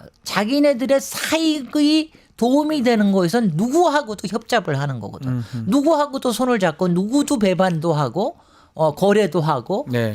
협박도 하고 이러는 몰입애 같은 짓을 하고 있다. 근데 국민들이 보면 지금 거의 다 알겠어요. 우리 다 알겠습니다. 이제는 너무 다 아는 거예요. 나경원이든 권성동이든 진면목 다 보여주고 다 있거든요. 보니까 니네들의 사익을 위해서 니네들 무슨 짓이라도 할 판이고 이렇게 네. 국민을 모욕할 수 있느냐. 대한민국을 이렇게 위기에 빠뜨릴 수가 있느냐. 그래서 의원님 보시기에는 만약 구금이 되거나 구속이 되거나 그 시점쯤 되면 그만할 것이다 이렇게 보시는. 바로 그렇기 때문에 아. 윤석열의 구금이 절대적으로 필요합니다. 그리고 구금을 안 해야 될 이유가 없는 거고요. 예. 그리고 본인이 무슨 추악한 장면을 연출하든 하고 자기네들의 세력, 태극기 세력, 구구 세력을 결집하려든 간에 그렇게 해서 해야 일단 대한민국의 안정감과 예측 가능성이 생기기 시작해서 이게 앞으로 향후 2주일 동안 있어야 될 일입니다. 그래서 구금이 그렇게 필요한데 또 이 국민의힘 앞으로 비대위원장은 누구를 뽑을 수 있는 겁니까? 지금 뭐 권영세? 지금 권영세 하겠다고 그러는데 그건 뭐 자기네들이 할 일이고 우리 걱정해 주지 말자고요. 네, 알겠습니다. 왜 걱정해 줍니까?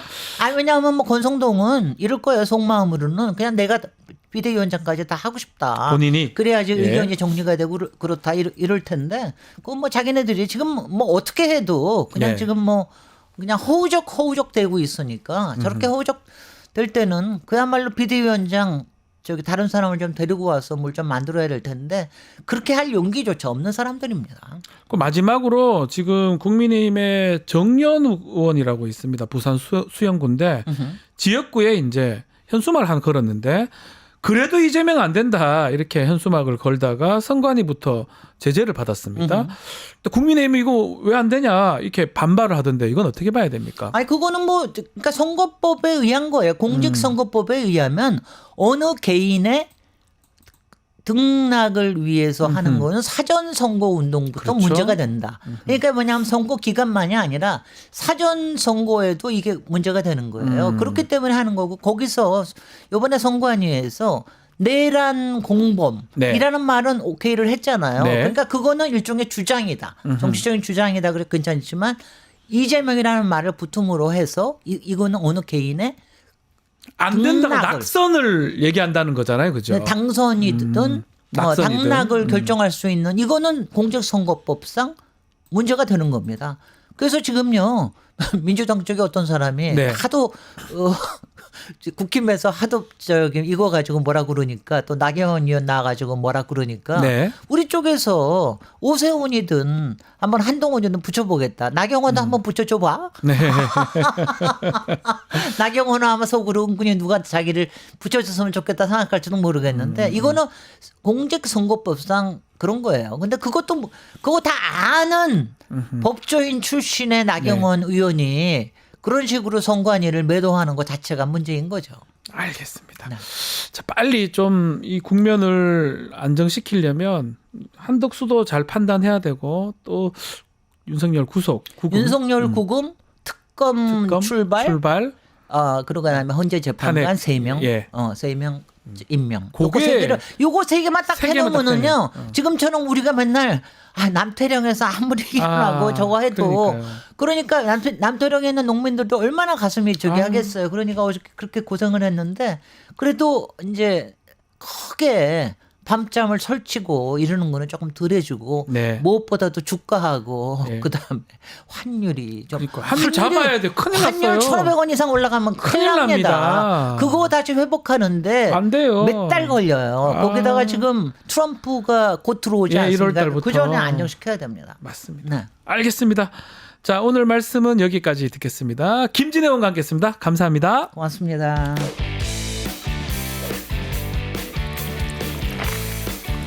오늘도 문희영 평론가 알파고 기자와 함께합니다. 안녕하십니까? 네, 안녕하십니까. 자, 오늘 또 12.3 또 내란 사태 좀 얘기를 좀 하는데 특히 경제 상황 중에 하나 짚어볼 게 좀 있습니다. 키르기스탄 대통령 당시 그 방한 중이었는데 네. 그때 아마 불법 기업하고 뭐 본인 괜찮다고 SNS 글을 쓰고 급거 귀국했던 것 저희가 알려드린 바가 있습니다. 근데 문제가 키르기스탄하고 29조 원 규모의 스마트 사업을 하기로 했었는데 스마트 시티 사업이죠. 그게 지금 무산될 것 같다고요? 네, 국내 이제 업체가 거기 유명한 관광 도시 인근에 605만 평 정도의 땅을 무상으로 이제 대여를 하고 대신에 거기에 스마트 시티를 건설하는 조건으로 네. 계약을 체결을 하려고 했는데 지금 이 키르기스스탄 자파로프 대통령이거든요. 이 대통령 와 있는 동안 전략적 동반자 관계 맺고 10시간 만에 계엄령이 불법 계엄령이 선포가 되지 않았습니까? 그러니까 별일이 다 있습니다. 와 있는데 그 나라 계엄 내란이 일어나고 참 이 사람이 네. 와 있는데 대통령이 와 있는데 그래서 예. 지난번에 말씀드린 것처럼 그 대통령 입장에서는 그 대통령도 사실은 뭐 그렇게 민주적인 대통령은 아니에요. 그러니까요. 그냥 되게 권위주의적인 대통령이지만 중요한 건 그걸 다 떠나가지고 어쨌든 외국에서 엄청 중요한 손님이 와 있는 상황에서 한국이 얼마나 이 나라를 무시했으면 이런 일까지 벌이느냐 굉장히 불쾌할 수밖에 없는 부르지를 거죠. 말든가 불러놓고 그러니까요. 계엄을 선포해버리고 아니면 가고 나서 하든지. 그러니까요. 예.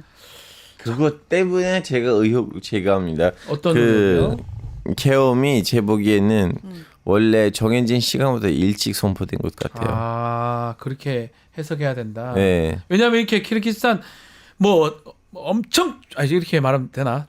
엄청 중요한 날은 아니지만 네. 어쨌든 간에 정상이 지금 와 있는데 네. 하긴 어려웠을 거라 이 말이에요. 그러니까 어. 키르기스스탄 대통령 그 다음에 스웨덴 총리 방문 그 사이에 지금 한 스웨덴 총리가 거잖아요. 오기 직전에 한 거잖아요. 오기로 했었던 시간 나중에 취소가 됐지만 그러니까 아마도 사실 키르기스스탄이라는 나라하고 스웨덴이라는 나라를 딱 놓고 봤을 때 키르기스스탄 같은 경우에 친러 국가고 굉장히 권위주의적인 국가거든요. 그리고 사실은 세계에서 조금 가난한 나라 중에 한 나라라고 할 수 있습니다.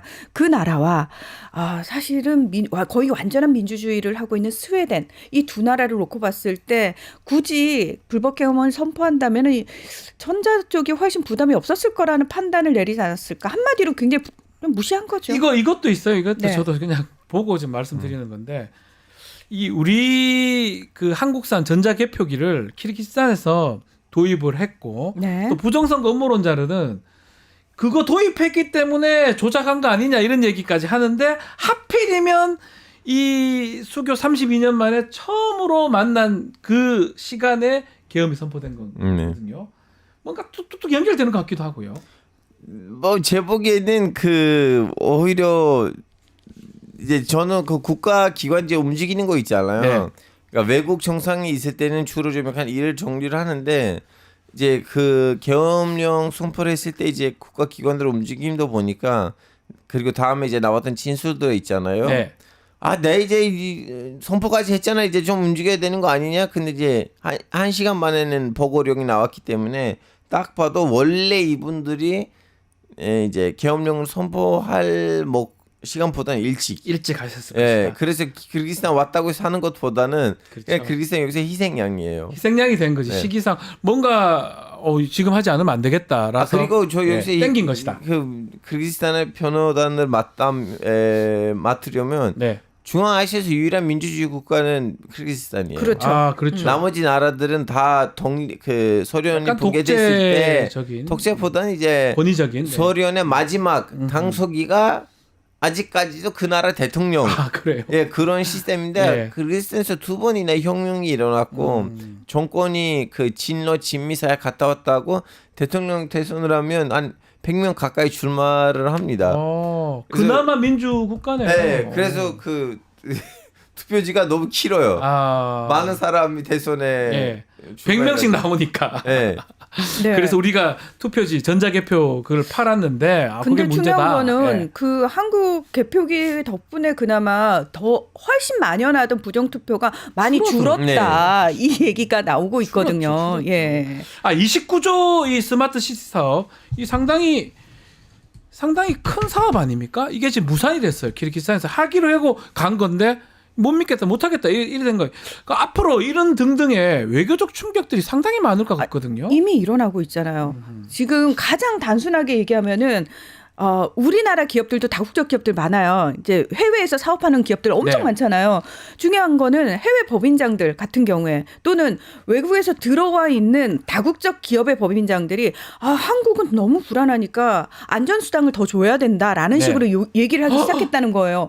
그러니까 이것 자체가 아니 우리는 멀쩡한데 치안 아직 멀쩡합니다. 괜찮습니다라고 하지만 실질적으로 외국인들이 느끼는 그 위협감은 훨씬 더 크다라는 거죠. 그래서 네. 이미 그런 것들로부터 영향을 받고 있을 뿐만 아니라 지금 우리나라 그 기업의 총수들이 제일 지금 심혈을 기울이고 있는 부분이 뭐냐면 중요한 계약을 앞둔 나라들 찾아가가지고 우리나라 괜찮다. 그러니까 그 얘기한다는 거잖아요. 걱정할 필요 없습니다라고 계속 설득하는 과정이 필요하다고 얘기하는데 뭡니까? 중요한 건 이렇게 되면은 뭐가 필요하냐면 협상 카드가 필요한 거예요. 네. 그냥 말로써 괜찮습니다를 어떻게 담보할 거예요? 자, 위험도가 올라갔어요. 그러면은 당신은 이 계약에 대해서 어떤 담보를 더 내놓을까요?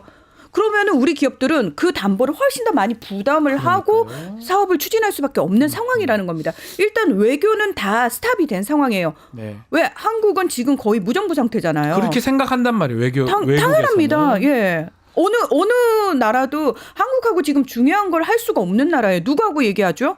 권한대행하고 얘기합니까? 이 권한대행도 내란 피의자고 곧 이거 탄핵당할 거라는 게 외국에선 다 알고 있는데요. 네. 어떻습니까? 알파고 진짜 외국이 봤을 때는 우리나라 상당히 불안한 거 아닙니까? 정상이 없는 상황이고. 좀 가까운 나라이라면 좀 불안할 수가 있나? 먼 나라들은 한국이라는 나라는 어차피 국가 기관들의 정통이 있고 그리고 국민들하고 시민들, 공무원들의 기본적인 교육을 받았기 때문에 뭐 자기 필요한 일은 아마 처리됐겠지라는 거 있는데 근데 이제 가까운 나라라면 미국 정도 네. 이제 같이 일하는 나라 뭐 일본이나 일본이나 중국이라면 중국이나, 예. 뭘 보고 배팅해야 되는지는 모르니까 그런 나라들은 불안할 수가 있죠. 그러니까 실제로 왜 글로벌 신용평가사들이 한국과 관련해 가지고 시민들의 민주주의 회복력에 굉장히 큰 점수를 주면서 신용평가 등급 자체를 낮추지는 않았어요. 그러니까 여기서 잘만 됐었으면 되는데 사실 지금 이게 어제가 길어지고 문제였어요, 예, 어제가. 길어지고 있는 게 길어지잖아요. 문제고요. 그 그러니까 구조가. 실질적으로 그래도 한국은 언젠가는 회복할 거야라는 믿음을 가지고 있어도 중요한 건 내가 사업을 하는 데 있어서 그렇죠. 내 돈이 알파고 투자되는 데 말이 그 있어서는 말인 거거든요. 예. 멀리서 봤을 때는 당연히 한국이라는 나라가 저력이 있으니까 회복이 될 거지만 지금 현재 봤을 때는 무정부 상태에 가까워요. 당연하죠. 예. 그리고 어쨌든 뭐 한국이 회복될 거 믿고 들어간다 하더라도 사업하는 사람 입장에서 내가 훨씬 유리한 조건을 가지길 원하잖아요. 이 한국의 정치적 불안 상황이 그들에게 굉장히 유리한 조건을 결국은 줄 수밖에 없는 상황이라는 겁니다. 그러니까 우리가 기업하는 입장에서는 손해를 볼 수밖에 없는 상황입니다. 당연합니다. 알겠습니다. 좀 빨리 좀 문제가 좀 해결돼야 될 것 같은데 자 시리아 이야기 좀 해보겠습니다. 시리아 반군들이 가도 정부의 국방부 산하 통합을 합의를 했는데 쿠르드족 시리아 민주군 불참을 했습니다. 왜 불참한 거죠? 우리 예, 왜 불참한 겁니까? 아니 지금 문제가 뭐냐면 예. 모든 이제 아사드 정권 말기에는 반정부 활동을 했던 무장 조직들은 이제 다 모든 무기를 반납하고 다 국방부 밑에 있는 네. 통합된 군대를 들어가자고 했었는데 네. 이제 튀르키예로부터 사주를 받은 시리아 쿠르드. 국민군이 오케이 했어요. 나머지 세력이 이제 쿠르드군인데 쿠르드군 말로는 걔네들 아직도 무기를 들고 우리한테 공격하고 있는데 아. 걔네들 거기 앉아 있는데 나 거기에다가 어떻게 와요? 아하. 그래서 쿠르드군이 그 이번에 아사드를 무너뜨리는 데 있어서 핵심 역할을 했던 해방 기구란 문제가 있는 거 아니고 튀르키예의 남부에서 시리아의 북부에서 활동했던 튀르키예 사주를 받아서 활동한 또 따로 하나 무장 단체가 있어요. 시리아 국민군. 네. 걔네들이랑 마찰이 있는데 그 아직도 교전을 벌이는 중에서 내가 같은 자리에 어떻게 앉아요? 아하, 하고 안 한 거예요. 있으니까. 네. 자 그리고 지금 보니까 아사드 정권이 무너지긴 했는데 그 지지자들이 계속 저항하고 있는데 그 말씀 같거든요. 네. 그러니까 시리아는 제가 늘 말씀드립니다만 다종교 다민족 국가잖아요. 그런 상황에서 아사드 대통령이 그 소위 아주 소수파인 알라이파란 말이에요. 네. 그러면 알라이파 사람들이 있을 거 아닙니까? 그들은 지금 그 이 반군이 수니파거든요. 네. 수니파가 과연 우리의 일을 보장해 줄 것인가에 대한 의구심이 여전히 있을 수밖에 없다라는 그러니까요. 겁니다. 예. 그리고 사실은 다른 드루즈파라든지 기독교도라든지 또는 시아파 소수 종파들 같은 경우에도 아사드가 사실은 독재 정권이긴 했지만 그 아래에서 다수인 수니파를 살짝 눌러줬기 때문에 네. 나머지가 약간 보호받는 느낌적 느낌이 있었단 말이에요. 근데 반군이 수니파예요. 순위파예요. 다수인 수니파예요. 그럼 과연 이 소수가 아무리 야 우리 종교적으로 엄청 다양성 인정해 줄 거고 우리 시리아는 앞으로 세속 국가가 될 거야라고 말을 계속한다고 해도 실질적으로 현실 내에서 내가 신변 보호를 받을 수 있을까? 우리의 안전이 지금까지 우리가 누려오던 그게 보호를 받을 수 있을까에 대한 확신이 사실은 없다는 그렇겠죠. 거죠. 예. 네. 자 결국은 뭐 이렇게 내전이 오래 지속되다가 가도 정부가 들어서면 안정이 돼야 되는데 결국 계속 불안하다고 봐야 되겠죠. 그 지금 사실 우리가 얘기를 하려고 하는 거는 그거잖아요. 크리스마스 네. 트리 문제인데요.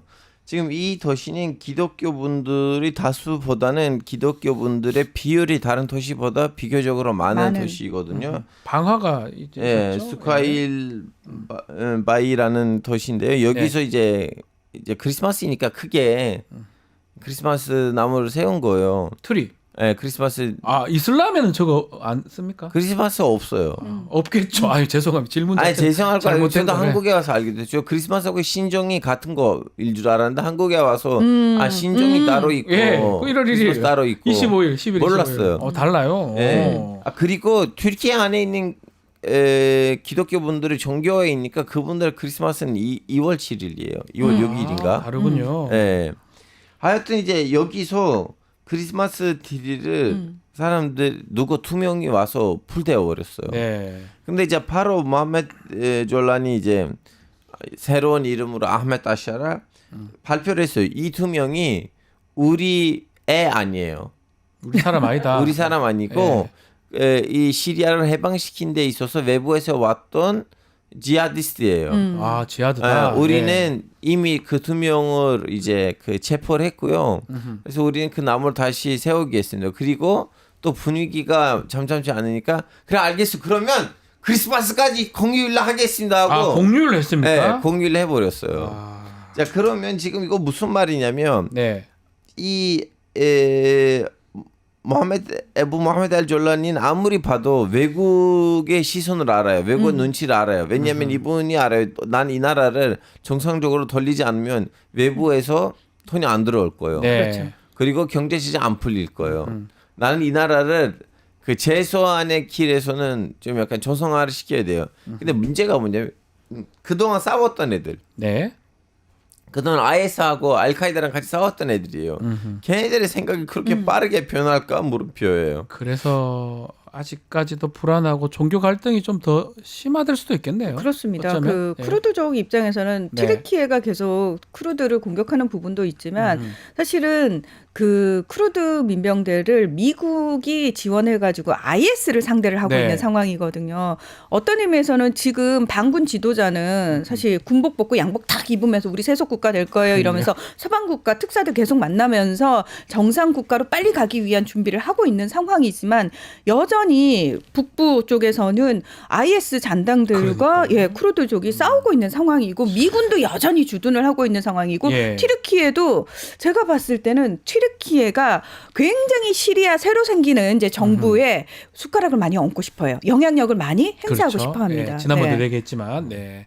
알겠습니다. 근데 이 부분이 한국 언론에서 잘못 짚어보고 있어요. 왠지 튀르키예 그 시리아인이 새로운 정부는 이제 뭐라고 하면 튀르키예로부터 많이 지원을 받고 있는데 핵심 세력이 튀르키예로부터 지원을 받고 있지. 네. 그러니까 핵심 세력이 아닌 그렇죠. 그러니까 나뭇가지가 튀르키예로부터 지원을 받고 있지 핵심 세력은 튀르키예로부터 그렇게 큰 지원을 받지는 않아요. 근데 내일 모레 시리아에서 무슨 문제가 있으면 서양 세력이 이 시리아 안에 있는 이 더러움을 누구한테 영수증을 끊을 때는 튀르키예를 끊을 거예요. 그렇지. 마치 예전에 이라크 전쟁이 이제 미국의 손으로 끝났지만 네. 당분간 톡을 이란이 받잖아요. 지금 이라크에서는 이란의 힘이 없어졌어요. 네. 지금 똑같은 그림이에요. 시리아에서도 지금 잘 됐어. 시리아는 이제 튀르키예 손아 갔다고 이제 튀르키예 사람들 난리를 치고 있는데 내일 모레는 튀르키예의 힘이 1%도 없을 수도 있어요. 아, 그럴 수도 있을 것이다. 알겠습니다.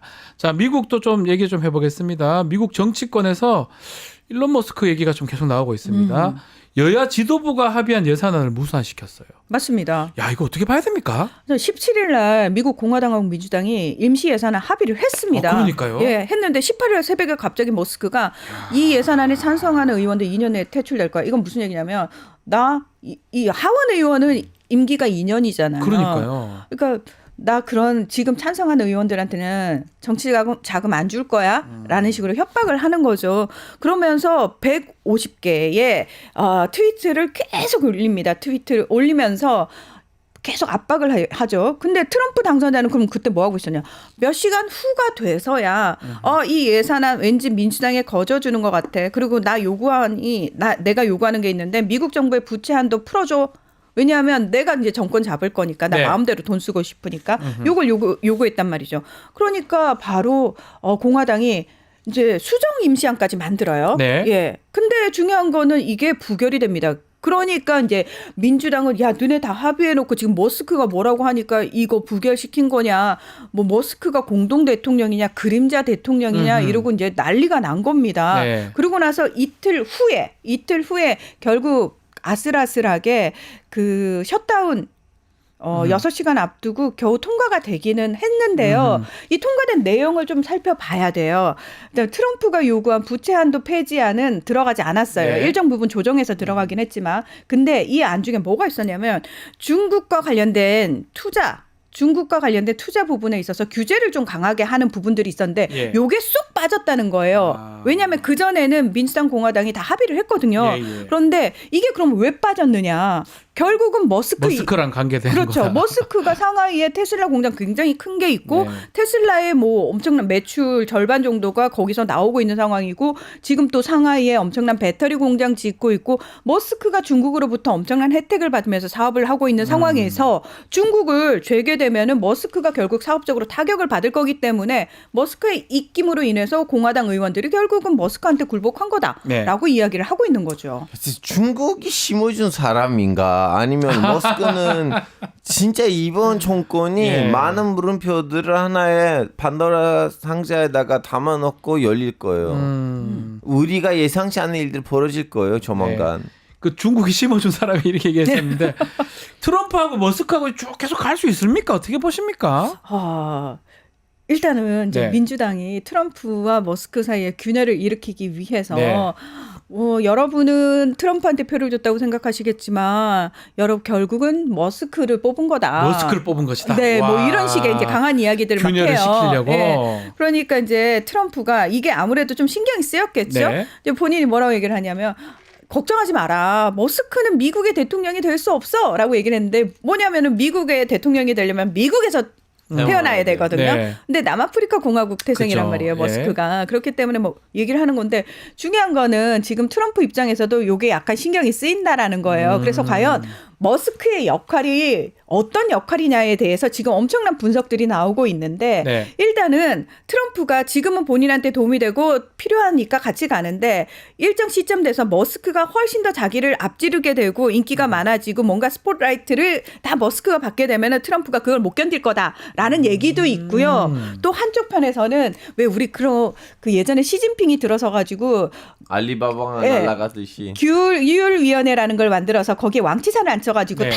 뭐 부패 청산한다고 목 치는 역할을 칼잡이를 왕치산한테 맡긴 적이 있거든요. 그렇죠. 그것처럼 트럼프가 깨부수고 싶은 어떤 시스템들을 머스크를 통해서 깨부수고 있는 거 아니냐 뭐 이런 얘기도 나오고 있습니다. 자, 이 머스크 두 사람 어떤 관계가 어떻게 갈지 한번 봐야 될 것 같고, 자, 트럼프의 또 이야기도 좀 논란이 되고 있어요. 캐나다, 그린란드, 파나마 다 미국 가고 싶다.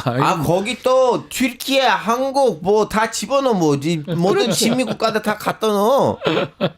근데 다른 나라 영토잖아요. 저런 얘기를 왜 합니까? 일단은 결란드는 네. 이제 덴마크 영토라고 하지만 덴마크의 식민지예요. 그니까요. 원래 덴마크 사람들이 민족적으로 거기 살아서 거기 자기 땅 아니고 캐나다는요 그러면? 이제 캐나다 정도는 파나마는요? 근데 파나마는 예전에 미국이 하다가 파나마한테 납부했었는데 근데 그 납부 과정에서도 진짜 더러운 일들이 많아졌어요. 네. 안 주려고 했던 대통령이 암살당했어요. 네. 자꾸 파나마에서 쿠데타가 일어나고 다음에 이제 드러났는데 애들 루트박의 책에서 나오거든요. 야, 그 쿠데타들 우리 CIA에서 시켰어. 뭐 이런 식으로. 그래서 미국 입장에서는 야, 바나나 운하는 설깃했었는데 우리가 왜 돌려줬지? 다 이 민주주의 때문인가? 그래서 트럼프 보기에는 그래, 쓸데없는 민주주의 때문에 우리는 바나나 문화를 넘겨줬는데 돌려받을 때가 됐어요. 솔직히 말하자면 캐나다는 나도 어바라고 생각해요. 그렇죠. 아니 그러면 지금 이 가능성 있는 거예요? 캐나다가 연방에 편입되는 거, 아니. 그린란드 사고, 파나마 받고 이런 게 아니, 가능성은 있는 겁니까? 아니 현실적으로 다 불가능하죠. 그렇죠. 근데 우리가 그건 전 세계가 트럼프는 입에서 나온 대로 씨부린다라고 생각하고 있잖아요. 막말 욕설이 대가. 막말하신다? 그런데 예. 중요한 거는 처음에는 1기 때는 정말 입에서 나오는 대로 씨부리는구나 무시해 네. 였다면 2기 때는 달라졌어요. 지금은 달라요. 뉴질랜드는 일기 때도 말했어요. 2019년에 나 덴마크 사고 싶어 말했는데 그때는 뭐 택도 안 되는 소리 하고 있어 이러고 이제 덴마크가 발끈했단 말이죠. 네. 자, 이제는 달라졌어요. 트럼프 말대로 되진 않겠지만 저 사람이 저 말을 하는 이유가 있다. 그러니까 계산 하에 저 얘기가 나오는 거라고 사람들이 다 생각을 하고 있기 때문에 네. 결국은 이렇게 세게 확 던져놓고 그러면은 여기에 대응하는 사람들이 보일 거 아니에요. 대응을 하면은 그 대응 과정에서 협상의 우위를 차지할 수 있다는 거죠. 일단 그린란드만 해도 사실 원래 미군 기지 거기 있어요. 공군 기지. 아하. 지금 있잖아요. 네. 있는 상황에서 막 이런 식으로 세게 발언을 하니까 덴마크에서 방위비를 그린란드에 2조 원을 지금 증액한다고 얘기 나왔잖아요. 네. 그 얘기 자체가 뭐냐면은 그래 앉아서 아무리 앉아가지고 야 니들 방위비 조금 올려라 언제까지 미국이 보호해 주냐라고 트럼프 끊임없이 얘기를 해봤자 들은 적도 안 하는데 바로 나 그린란드 아, 뺏어버릴 효과가 거야 있네요. 하니까 효과 있다는 거죠. 그리고 캐나다도 그 얘기가 야 너네 미국의 51번째 주가 되라. 이 얘기 왜 나왔냐. 트리도 총리한테 야 너 주지사야 이런 얘기 왜 나왔냐. 캐나다 관세 붙이겠다고 얘기하니까 반발이 나오고 그 과정에서 이 얘기가 나왔단 말이죠. 그러면 네. 이제 캐나다 입장에서는 굉장히 굴욕적이지만 트럼프한테 세게 나갈 수가 없고 그 과정에서 협상을 또 하게 된단 말이죠. 그렇죠. 파나마 운하 1914년에 미국이 건설했어. 미국 필요에 의해서. 그리고 1999년에 반환이 됐단 말이에요. 근데 그 과정에서 파나마가 여기를 주로 운행하는 데가 미국 선박들인데 엄청나게 운송비를 올렸어요. 수수료를. 올려요? 예, 통과료를 올렸기 때문에 이거 낮춰라라는 거 하나. 또 하나 5개의 항구 중에서 2개를 홍콩이 가지고 있단 말이에요. 홍콩 기업이 그걸 운영을 하고 있단 말이죠. 야 우리 코 밑에 지금 중국의 영향력이 너무 많이 들어오고 있는데 그거 우리 거슬려? 이런 식으로 압박을 주는 거죠. 뭔가 얻고자 하는 목적이 있고 세게 던진 다음에 그 밑에서 협상을 하려는 하나의 좀 협상 기술이라고. 어쩌면 네. 막말처럼 보이지만 상당히 잘 던지는 거예요. 근데 선배님 저는 그 결란도 좀 다르게 생각한 건 뭐냐면 트럼프하고 미국에 있는 일부 세력이 결란드에서 찐이에요. 왜냐하면 그 위에 있는 그 얼음들이 이제 좀 약간 넉이잖아요. 네. 그렇죠. 그래서 러시아의 이제 하바rov스크에 있었던 항구에 있는 그 배가 예전에는 이렇게 아시아 뭐 아프리카 이렇게 똥 이렇게 돌리고 다음에 이제 레닌그라드 들어와야지 러시아에 도착하는 건데 얼음들이 이제 좀 녹으니까 그 북극에서는 배가 움직일 수 있는 길이 생겨요. 네네. 자, 그거 진짜 완전히 완성이 되면 그럼 결란드는 너무 지정학적인 땅이거든요.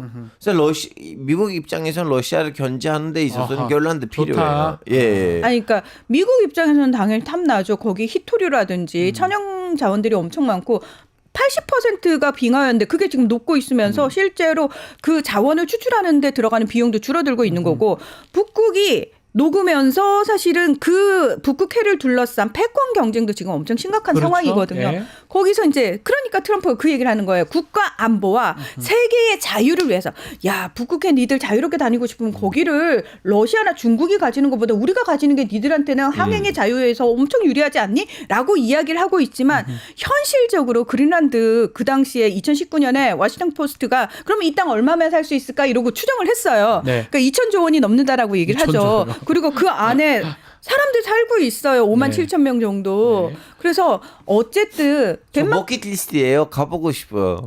가세요. 뭐. 네. 갔다 돈이 네, 없어요. 덴마크 영일 때 가세요. 네. 그래서 당분간은 사실은 현실적으로 그린란드를 한다는 건 불가능하지만 미국 입장에선 당연히 침을 흘릴 지렛대를 수밖에 쓸수 없는 있는 상황이죠. 것이다. 네. 알겠습니다. 자, 오늘 말씀은 여기까지 듣겠습니다. 세결 K 문희정 알파고 두 분 감사합니다. 네, 고맙습니다. 매주 목요일 해문 양이삼의 종횡무진입니다. 양이삼 목사님, 해문 스님 두 분 오셨습니다. 안녕하십니까? 네, 반갑습니다. 네, 스님 저 외국 다녀오셨죠? 아, 예. 뭐 제가 뭐 조사하고 있는 게 있는데 자료가 일본에 있어 가지고. 일본 다녀오신 겁니까? 예, 일본 그 국가기록원에 제가 뭐 좀 볼 게 있어서 좀 다녀왔습니다. 어떻게 일본에서도 우리나라 계엄 이 내란 사태를 좀 주목하고 있습니까? 엄청 주목하고 있죠. 제가 보려고 하는 게 아마 우리나라 그 탄핵 사건 이후에 우리나라 사람들이 보고 있는 건 윤석열 대통령의 탄핵에 인용될 것인가, 뭐 다음번 정권이 어떻게 될 것인가의 문제일 텐데요. 그 미국이나 일본이 그렇지 않은 것 같아요. 그거 외에도 일본 정부 입장에서는 이제 그 아베 정권부터 일본 정부가 일관되게 추진해 왔던 것이 조일 수교, 북한과 일본의 수교 문제였는데요. 납치자 문제 해결하고 이거를 북과 일본이 같이 수교하는 문제 항상 한국 눈치를 봐야 되거든요. 네. 근데 지금 없어졌잖아요. 그러니까요. 그래서 이 기회에 뭔가 진전이 있지 않을까 그런 냄새를 살짝 맡아가지고 제가 뭐 좀 조사하고 있는 게 있어서 좀 문서를 좀 보러 갔다 왔습니다. 아하. 자, 지금 뭐 외국도 뭐 그렇지만 지금 이 내란 계엄 사태가 일어나면서 윤석열 부부 이 상황이 많이 좀 보도가 되면 놀라운 일들이 많습니다. 뭐 이거는 내란 전이었긴 한데 출근도 막 가짜 출근, 상습 지각 거의 맨날 지각한 것 같아요. 그리고 또 지금 들어보니까 김건희 같은 경우는 종묘에서 차담회를 가졌던데 이것도 사적 사용을 했다는 거 등등 뭐 어떻게 봐야 됩니까? 아니 뭐 이런 일이 있을 수 있나 싶을 정도인데. 놀랍습니다, 다들. 그러니까 이게 그냥 큰 틀에서 보면 그러니까 어떤 공적인 직무를 맡기에는 너무 부족한 사람들이었고, 네. 그러니까 일반적인 우리 국민들의 어떤 시선 혹은 수준보다도 더 못한 그런 사람들이었다. 이게 이제 이렇게 증명이 되는 거 아닙니까? 상습 지각에 종묘라는 국가 유산에 본인이 휴관일을 가가지고 차담회 한다. 스님 왜 이런 짓을 왜 합니까? 저는 그 종묘에 가가 하는 뭐 것도 종묘에서 궁금해요. 차담회한 건 이제 일반 사람들이 생각하는 그 일반론이 많이 있으니까 그걸 아. 약간 틀어서 생각해 보면 예, 두 가지인데요. 예. 첫째, 저는 국가유산청장이 사적 사용이 맞다고 인정한 게 더 이상합니다. 아, 그게 더 이상하다. 아니 왜냐하면 영부인이 네. 그 궁궐이나 그 뭐 이런 곳에서 특별 대관 형태로 그런 일이 덜어 있었거든요. 이렇게 네. 뭐 덕수궁 정관원에서 커피를 마신다든지. 근데 뭐 어쨌든 영부인이 뭐 유명한 화가의 아들이 세계적인 화가의 아들이 왔다고 해서 그래서 종묘에서 차담회를 했는데 그것을 이제 변호하지 않고 예? 사적 사용이 맞다고 인정했다는 게 좀 놀랐습니다. 기존에 금년 초에 네. 봄에 보스턴 미술관 사리고 그 김건희 여사가 가지고 왔다고 막 그동안 20년 동안 노력했던 저를 비롯해서 모든 사람 다 제끼고 김건희 여사가 한 거 맞다고 막 나팔수 역할을 자처하셨던 분이 네. 예? 사과를 했다는 거죠. 180도 변한 거네요. 예, 드디어 탈출을 시작하셨구나 이분이.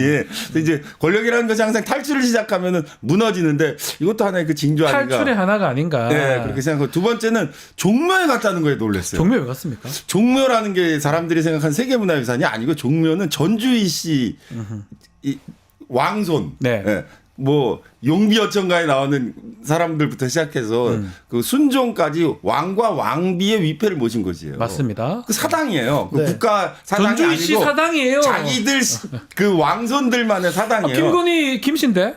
아니 근데 저게 잘 생각하면 무서운 이야기가 되는 게 저게 예. 원래 여자가 가지 못했던 것입니다. 옛날 못 가겠죠. 유일하게 갈 수 있는 여자가 왕비가 죽으면 위패로 들어갑니다. 근데 저분이 국가원수의 분이 영부인인데 다른 사람이 간 건 모르고 거기에서 왜 그리고 사당에 가서 왜 손님들과 차를 마셨나? 이상해요. 그게 좀 이상해요.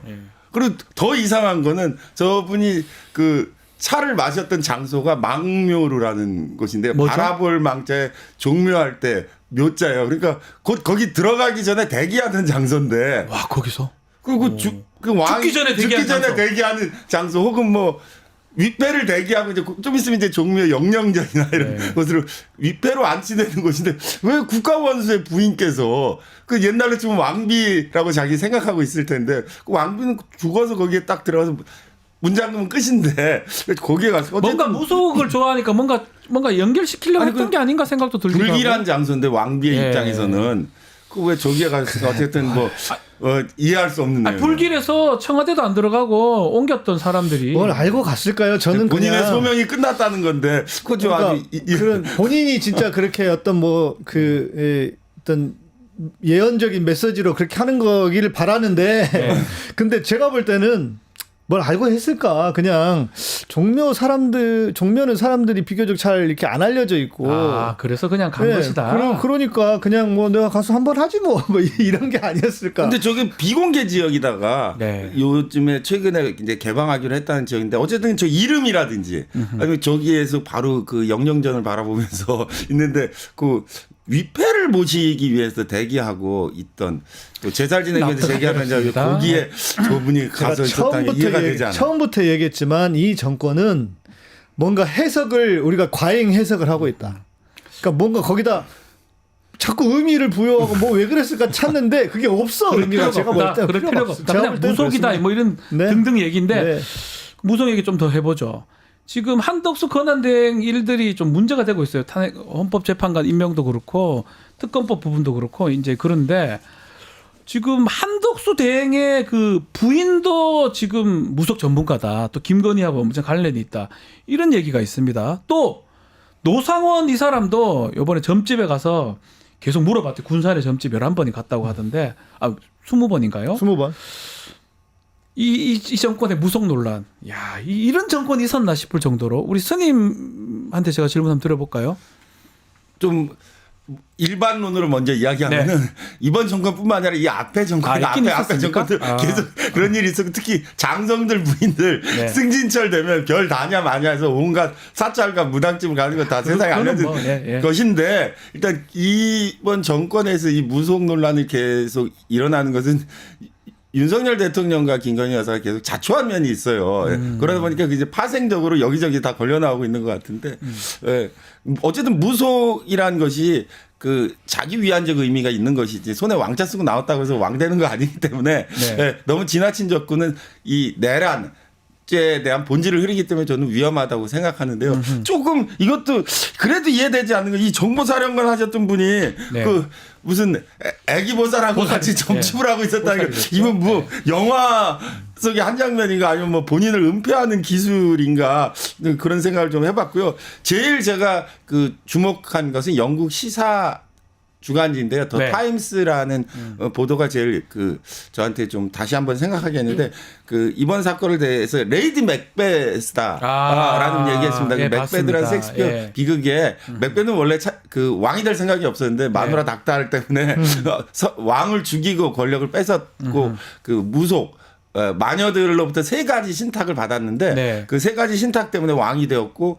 그 마누라 닥달을 견디지 못해서 왕위를 뺏었다 결국 비극적 최후를 맞이하는 이야기였는데 한국의 계엄 논란을 사랑 때문에 계엄까지 해봤다를 넘어서 영국의 보수 주간지인데 더 타임스가 레이디 맥베스라고 해서 이 사건을 촌철살인의 한마디로 규정했다는 거에서 좀 주목할 만합니다. 놀랍습니다. 무속 부분요. 우리나라가 무속의 나라인 것이 확인됐습니다.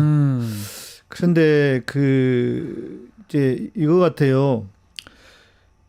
누구든 이제 그 중요한 결정적인 일에는 자기의 어떤 미래를 궁금해하는 것, 뭐 기독교 안에도 그래서 누가 뭐 예언 기도를 한다, 뭐 이런 거 엄청 찾아다니는 사람들이 있습니다.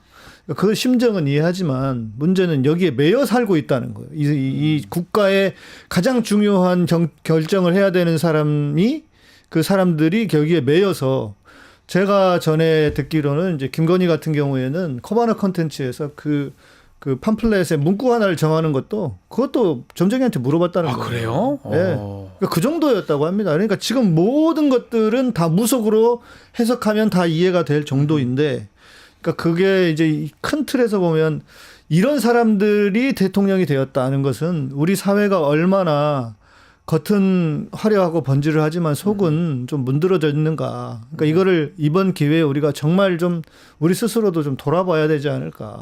그래서 뭐 한덕수 대행이 혹시나 무속을 좋아하는 그 부인 얘기를 듣고 저러는 거 아니냐 이런 얘기도 있고 뭐 하긴 되는 건 아니니까 사실. 또 국민의힘 얘기도 좀 문제인 것 같아요. 만약에 재판을 임명하면 헌법소원하겠다. 권영세 권한대행 권영세 비대위원장 내정자가 또 얘기한 상황이고. 권영세 의원은 또 너무 지역구 권성동 의원이죠. 원내대표는 지역구 가서 너무 고개 숙이지 말라 이런 얘기도 하고 한덕수 권한대행의 행보 또 국민의힘의 행보 우리가 어떻게 보는 게 맞습니까? 한덕수 권한대행은 제가 보니까 지난 한두 달 사이에 머리가 한 움큼 빠지셔서 조만간 병원에 입원하실 것 같은 얼굴로 계속 계신데 마음을 좀 비우시고 그 뭐 계셔야 될 것 같은데 한덕수 권한대행이 탄핵되면 저분들 다 했는데 갑자기 병원에 실려가게 되면 더 복잡해지는 일이 있기 때문에 병원 갈 수도 있다 이 말씀인가요? 얼굴과 뭐 여러 가지 형태가 굉장히 뭐 피곤에 쩔은 스트레스 과도하면서 오는 모습이 있어서 좀 제가 우려된다는 말씀을 그리고 어제는 가서 신나셨던데 소방서 가가지고 소방서 가셨더라고요. 부의도 하고 막 그러던데.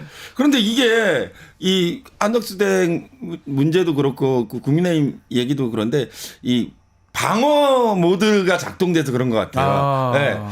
본인이 뭐 맞고 틀리고를 떠나서 어떤 상황에 직면하게 되면 사람이 방어 모드로 전환해서 방어를 하게 되는데 방어하게 되면 옳고 그름의 문제가 아니라 밀리냐 밀리지 않느냐의 문제로 갔기 때문에 그 권성동 원내대표의 발언이라든지 너무 고개 숙이지 말라는 발언이라든지 뭐 한덕수 대행이 헌재 임명이라든지 또 뭐 특검법 거부의 문제라든지 여야 타협안을 가지고 오면 하겠다라고 하는 것이 그 과도한 그 방어의 논리를 펴고 있기 때문에 그렇게 순조롭게 흘러갈 것 같지는 않다고 보이고. 근데 또 그러면서 또 한편으로는 또 사과를 하겠다. 권영세 뒤늦게 와서 지금 사과하겠다. 등등 뭐가 안 맞습니다. 네. 그럼 국민의힘을 바라보는 국민들 입장에서는 왜 저러지라고 생각할 것 같거든요. 일단 뭐 한덕수 이야기를 좀 해보면 제가 네. 볼 때는 그 작은 1%의 가능성에다가 자기의 모든 걸 걸고 있는 게 아닌가 싶어요. 그러니까 어차피 지금 한덕수 입장에서는 저 윤석열이 돌아와야 네. 자기가 처벌도 안 받을 것이고 그러니까 거기에 가능성에다가 걸고 있는 게 아닌가. 그 배경에 무슨 뭐 그 안에 무속이 있다든지 뭐 지금 뭐 나름 뭐 반격을 뭐 하고 있다 뭐 이런 얘기 들리지만 그리고 심지어 차기 대통령은 네가 먹어라 뭐 이런 이야기도 있다는 얘기가 있어요. 용산에서. 그렇습니까? 네. 그래서 좀 이렇게 고무돼서 그러는 건가 싶긴 한데 제가 볼 때는 그 판단이 과연 옳을까 의문점을 던지지 않을 수 없고 네. 국민의힘은 한편으로는 잘하고 있다. 잘하고 있다고요? 망하는 쪽으로. 예. 그러니까 선거는 제가 항상 이제 그런 얘기를 하는데 선거라고 하는 것은 나를 지지하지 않는 사람들을 데리고 와야 이기는 게임이지 그렇죠. 않습니까? 예. 그런데 국민의힘은 지금 나를 지지하지 않는 사람들을 다 잃어버리고 있어요. 전에 말씀드린 것처럼 10대에서 30대 네. 청년들 그리고 중도에서도 그 캐스팅 보트를 쥐고 있는 사람들이 과연 1년이 지난다고 해서 이걸 잊을까? 아무리 그래도 우리 국민들이 물론 여전히 콘크리트로 지지하는 사람들은 있겠죠. 네. 뭐 보니까 뭐 30% 가까이 나왔다는데 그러나 선거를 30%로 이깁니까? 못 이기죠. 30%. 아니잖아요. 다 져요, 30%. 네, 무조건 다 집니다. 그러니까 그런 차원에서 보면은 물론 여기서 더 올라가겠죠. 시간이 지나면 지지율은 더 올라가겠지만 그러나 그 소위 말하는 중도층 캐스팅 보트를 쥐고 있는 사람들은 있지 않을 것이다. 그런 차원에서는 전략을 바꿔야 될 텐데 이게 지금 완전히 다 뭔가 이렇게 어그러지고 있다는 생각이 듭니다. 자, 윤석열 얘기도 좀 해보겠습니다. 크리스마스 소환 통보를 이제 공조본에서 했는데 결국 안 갔습니다. 그래서 지금 체포라든지 구속 얘기도 하고 있는데 신병 확보에 대해서 스님 혹시 어떻게 보십니까? 일단 뭐 윤석열 대통령이 갑자기 비행기 타고 외국으로 망명하지는 않을 것 같고 도망가진 않을 것 도망가지는 않을 것 같고 버티고 있을 것 같은데 신병 확보 문제 앞으로 난관이 많을 것 같아요. 네. 경호처가 뭐 영장의 소위 집행을 호락호락하게 수용하지 않을 거기 때문에 그 신병 확보 문제에 대해서는 시간을 가지고 대치 국면이 좀 더 이어져서 힘의 균형이 깨질 때까지 좀 가지 않을까 네. 이렇게 유감스럽게 생각합니다만 어쨌든 윤석열 대통령이 자기 입장을 더 시간이 갈수록 강고하게 정하고 있어요. 네. 근데 원래 이런 그 실패한 쿠데타 내란은 원래 실패함과 동시에 전광석화처럼 네. 반격이 이루어졌어야 하는데 시간이 지나면서 점점 자기 논리를 개발하고 공고한 자기 성벽을 쌓고 있기 때문에 좀 지연되는 그런 모습이 좀 유감스럽게 생각합니다. 자, 그리고 지금 오늘 10시 반 정도에 김용현 지금 측에서 기자회견도 한다고 그러고요. 그러니까요. 또 윤석열 SNS 통해서 뭔가 입장 발표하겠다 이런 등등 얘기가 나오는데 또 눈에 띄는 거는 또 그 기자회견 할 때 MBC하고 JTBC는 못 들어오게 한다 이런 얘기도 있고요. 그러니까요. 어떻게 보십니까? 뭐 기자회견 할 상황인가 지금? 아니, 그러니까 이게 지금 기자회견을 하도록 하는 게 맞나 싶은 생각이 들어요. 피의자고 지금 곧 네. 기소되는 이현주 거 아닌가? 의원은 그 너무 분노해서 자기 페이스북에 거의 쌍욕 수준의 글을 썼던데 네. 아니, 다 그게 지금 우리 국민들의 심정이 아닐까 싶어요. 어허. 물론 뭐 본인이 하는 게 아니고 뭐 변호인 통해서 한다고는 하지만 그리고 기자들이 참 이게 그 MBC 뺀다, JTBC 뺀다. 그러니까 국민들 입장에서는 제대로 보도해 주는데 아닙니까? 그런데 네. 이걸 또 다른 기자들이 쪼르륵 가가지고 같이 거기서 뭐 그 이야기를 듣고 뭐 기사로 내준다. 저는 기자들이 소위 말하는 동업자 정신도 없고 이게 맞나? 이걸 거부해야 되는 게 아닌가 저는 생각이 들어요. 정말 뭐 지금 상황에서 기자회견 한 게 맞는지 그것도 의문스럽긴 한데 좀 더 충격적인 거는 보도는 계속되고 있어요. 계엄 내란 관련해서 뭐 저는 이거 믿고 싶지도 않은데 그 수첩 있죠. 노상원이 썼던 수첩. 네. 뭐 그걸 다 뭐 100% 아직 사실관계는 확인 안 되고 있지만 판사라든지 종교인도 포함이 됩니다. 두 분 수거 대상이 되고 아니, 사살도 아니 되고. 우리 스님은 좋은 네. 얘기를 많이 해주셔가지고 우리 네. 김건희 씨에게. 네. 근데 저는 맨날 이렇게 욕만 해가지고 네. 저는 뭐 무조건 가지 않았을까. 수거인데 이게 수거 내용이 뭐냐면 배 타고 가다가 백령도쯤에서 사살한다 이런 내용인데 사살해서 물에 버리겠죠. 어떻게 빠뜨리겠죠. 보십니까? 이거 야, 놀랍습니다. 근데 이제 과도한 의미를 부여하면 안 될 것 같아요. 그렇죠. 수첩에 적은 걸 다 방첩사령관 이분은 지금 애기보살 모시고 지금 북어하고 막걸리 나르고 계셨던 분이 수첩에 쓴 거를 뭐 현직에 있거나 계엄의 위반자라고 보는 것 자체가 이제 과도한데, 다만 이제 이 사람들 이 그 노상원 사령관과 관련된 사람들이 가지고 있었던 생각이 그렇죠. 항상 북풍을 이용해서 뭔가를 그 빌미로 삼고자 했던 위험한 생각을 가지고 있다가 이런 것들이 그 주위 사람들에서 이제 계속 쌓여서 오늘날의 사태까지 연결됐었는데 과도한 의미를 부여하는 거는 문제겠지만 이런 생각들이 이 사람들 주위에 있었다는 것 자체는 좀 심각하게 생각해 볼 필요가 있습니다. 수첩에 이제 사실은 군인들 특징이 우리 목사님 잘 아시겠지만 수첩에 다 적어놓고 다 적죠. 제대로 해도 아마 그 성격이 있어가지고 그렇죠. 근데 그 수첩을 제가 예전에 군 검사할 때 그 수첩을 압수하면서 거의 성공했었거든요. 그 안에 내용 보면 상황 보고 가서도 다 적어놨어요. 남들 얘기하는 거 뭐 어쩌고 저쩌고 막 농담까지 다 적어놨어요. 군인들은 무조건 적습니다. 다 적거든요. 그래 아마 이 사람이 노상원이가 제대를 해서도 그 습성이 그대로 남아 있었던 것 같고, 다만 그 내용을 갖고 100% 신뢰를 할 수 없는 게 군인들은 이래 적어놓고 나중에 하려면 보고서 작성 또 합니다. 네. 그건 아니니까 아직은 뭔가 생각하는 단계가 아니었다 생각 드는데 그래도 너무 무서워요. 그러나 이제 무서워요. 그럼에도 이게 우리가 지금 다들 그렇게 생각하지 않습니까? 실제로 누구도 다치지 않았고 아무런 일이 일어나지 않았으니까 그렇지만, 만약에 이게 계엄이 성공했다면, 이제 그 쉽게 말해서 피를 보지 않았기 때문에 그렇지만 성공했다면 이게 얼마나 끔찍한 일인가. 네. 얼마나 이게 도대체 지금 2024년 대한민국에서 일어날 수 있는 일인가라는 차원에서 보면은 저는 이것도 그냥 넘어가서는 안 되는 거라고 봅니다. 네. 너무 심각한 겁니다. 말씀대로 뭐 지금 그게 어떤 상상 단계인지 실현 단계인지 알 수는 없지만 뭐 주위 실현 단계로 좀 보거든. 북풍을 유도하는 거. 그 부분 어떻게 보십니까? 북한을 그런 정황이 있어요. 평양에 무인기 보낸 것도 그렇고 예. 그런 것들이 이제 돌출적으로 연상에서 일어난 것 같은데, 그래서 미국이 미리 알고 아 얘들 좀 심각하다 해서 잘 관리하고 계속 있었던 것 같은데 최근 보도 보니까 캠벨 국무부 장관이 한국에 다시 와서 한덕수 총리도 만나고 고위급 인사를 만나겠다고 하는 게 아마 이런 위기 관리 차원에서 북한과 관련된 위기 관리 차원에서 오는 것 같고, 또 하나 제가 이렇게 보니까 최근에 그 골드버그 미국 대사가 주한미국 대사가 1월 달이 그 임기 만료입니다. 이임해야 되는데 이임한다고 해서 이재명 대표도 만나고 여야정의 그 두루 인사들을 만나면서 미국 의견 좀 전하고 있는 것 같아요. 네. 결정적인 것은 이제 새로 부임하는 대사가 트럼프 정권에서 임명하게 되는 대사인데요. 새로 그 취임하게 되는 주한미국 대사가 오면 이런 사람들을 좀 더 트럼프 닮아가지고 좀 더 화끈하게 정리하려고 하는 그런 모습이 있을 거기 때문에 저도 유심히 바라보고 있습니다. 북풍을 유도하려고 했던 거 사실은 그렇게 해서 계엄을 하는 게 뭐 아무도 몰랐을 것 같아요. 자연스럽게 그렇게 그렇죠. 그게 안 되니까 뭐 아마 김정은이 거기 말려들지 않았던 것 같고, 안 되니까 내부적인 상황을 이용해가지고 계엄 내란을 했던 것 같습니다. 우리 간편을 보면 김정은이 고마울 정도라니까요. 아니 그게 재밌는 진짜. 게 지난 10월 말인가 11월 달에 김정은이 그 두 개의 조선, 두 개의 나라 남북한이 각자 살자는 이야기를 하면서 굉장히 그 저로서는 제가 의외의 말을 했는데 그 북은 남한을 공격할 의사가 전혀 없다라고 맞아요. 공개석상에서 그러니까 얘기했어요. 사실은 그 무렵이 그게 사실 놀랍게도 이거 얘기를 좀 하셨으니까 하면 그때부터 내란 그러니까 계엄이나 이걸 준비했던 것 같은데 그 무렵에 또 김정은이는 우리는 두 개의 조선이다 이렇게 얘기하는 그리고 것도 전혀 남한을 공격할 의사가 없고 공개석상에서 이야기해서 그게 자기네 헌법을 바꿔버렸어요. 그러니까 왜 저런 말을 했나 했더니 혹시 알고 있었나?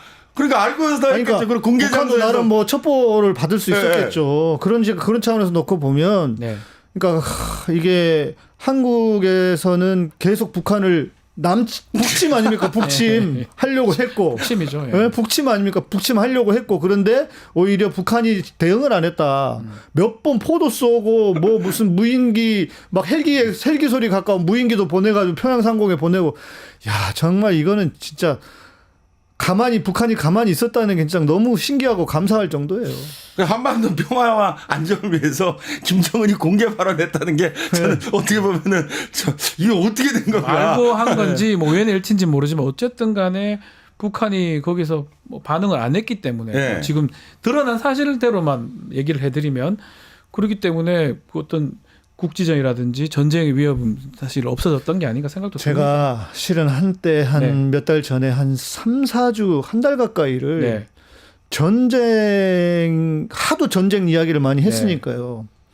야 진짜 전쟁이 일어나면 어떻게 해야 되지 하면서 길거리 다니면서 막 사람들 표정도 보고 이 다른 걸 보면서 그렇게 걱정하면서 지냈던 게 한 3, 4주 됐거든요. 그 얘기 하셨어요, 목사님께서. 그랬는데 와 전쟁만 일어나지 않아도 너무 다행이다 했는데 계엄이 일어났었잖아요. 네. 그리고 지금 와서 보니까 이건 뭐 다 진짜 전쟁 다 일으키려고 했던 상황이고. 지금 그 증거들이 다 드러나고 있죠. 어제도 제가 잠깐 이렇게 네. 신나 나가서 이렇게 보면서 야 이게 지금 얼마나 감사한 일인가 이런 생각이 들었어요. 우리가 이렇게 살고 있다는 게. 알겠습니다. 자, 오늘 좀 아쉬운 소식을 좀 전해드려야 되는데 종횡무진 코너가 신년 개편 앞두고 오늘 좀 마지막 방송이 됩니다. 두 분 좀 짧게 소감 한번 말씀 좀 부탁드려도 될까요? 우리 스님부터. 예. 예, 어쨌든 간에 양 목사님하고 이렇게 조행무진 코너 하면서 처음에 둘이 그 방송 컨셉을 잡을 때 우리는 주 컨셉을 김건희 헌정 방송을 하자. 그래가지고 네. 제가 그 김건희 여사를 약간 편들어주는 그 쪽을 맡고 양 목사님이 이제 냉정한 시선을 유지하시는 쪽으로 했는데 어쨌든 간에 중간 과정에서 제가 김건희 여사를 약간 편들게 한 거는 이제 캐릭터의 설정 문제. 지금도 댓글에 혹시 근데 그게 아니고요. 캐릭터.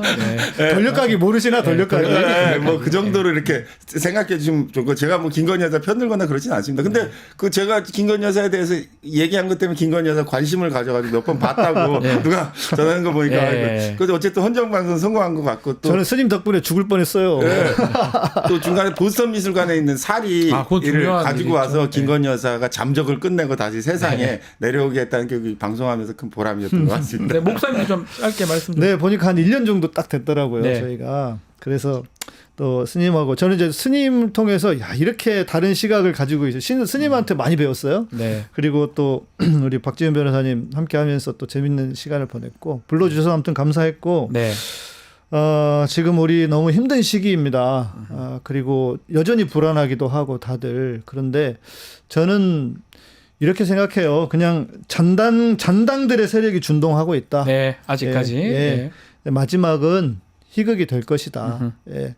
어떻게 이 정권을 끝내야 되나 정말 수도 없는 생각과 고민을 했는데 네. 이런 방식으로 끝나가는 걸 보면 그것도 씁쓸하네요. 이게 이렇게 될 줄은 몰랐어요, 사실은. 그러나 다행이죠 한편으로는. 네, 어쩌면 또 다행이고. 네, 한편으로 네. 정말 다행이라는 생각이 들고 그래서 그런 흐름으로 볼 때 마지막이 그렇게 나쁘지 않을 것이다. 우리 국민들께서 너무 비관적으로만 생각하지 마시고 네.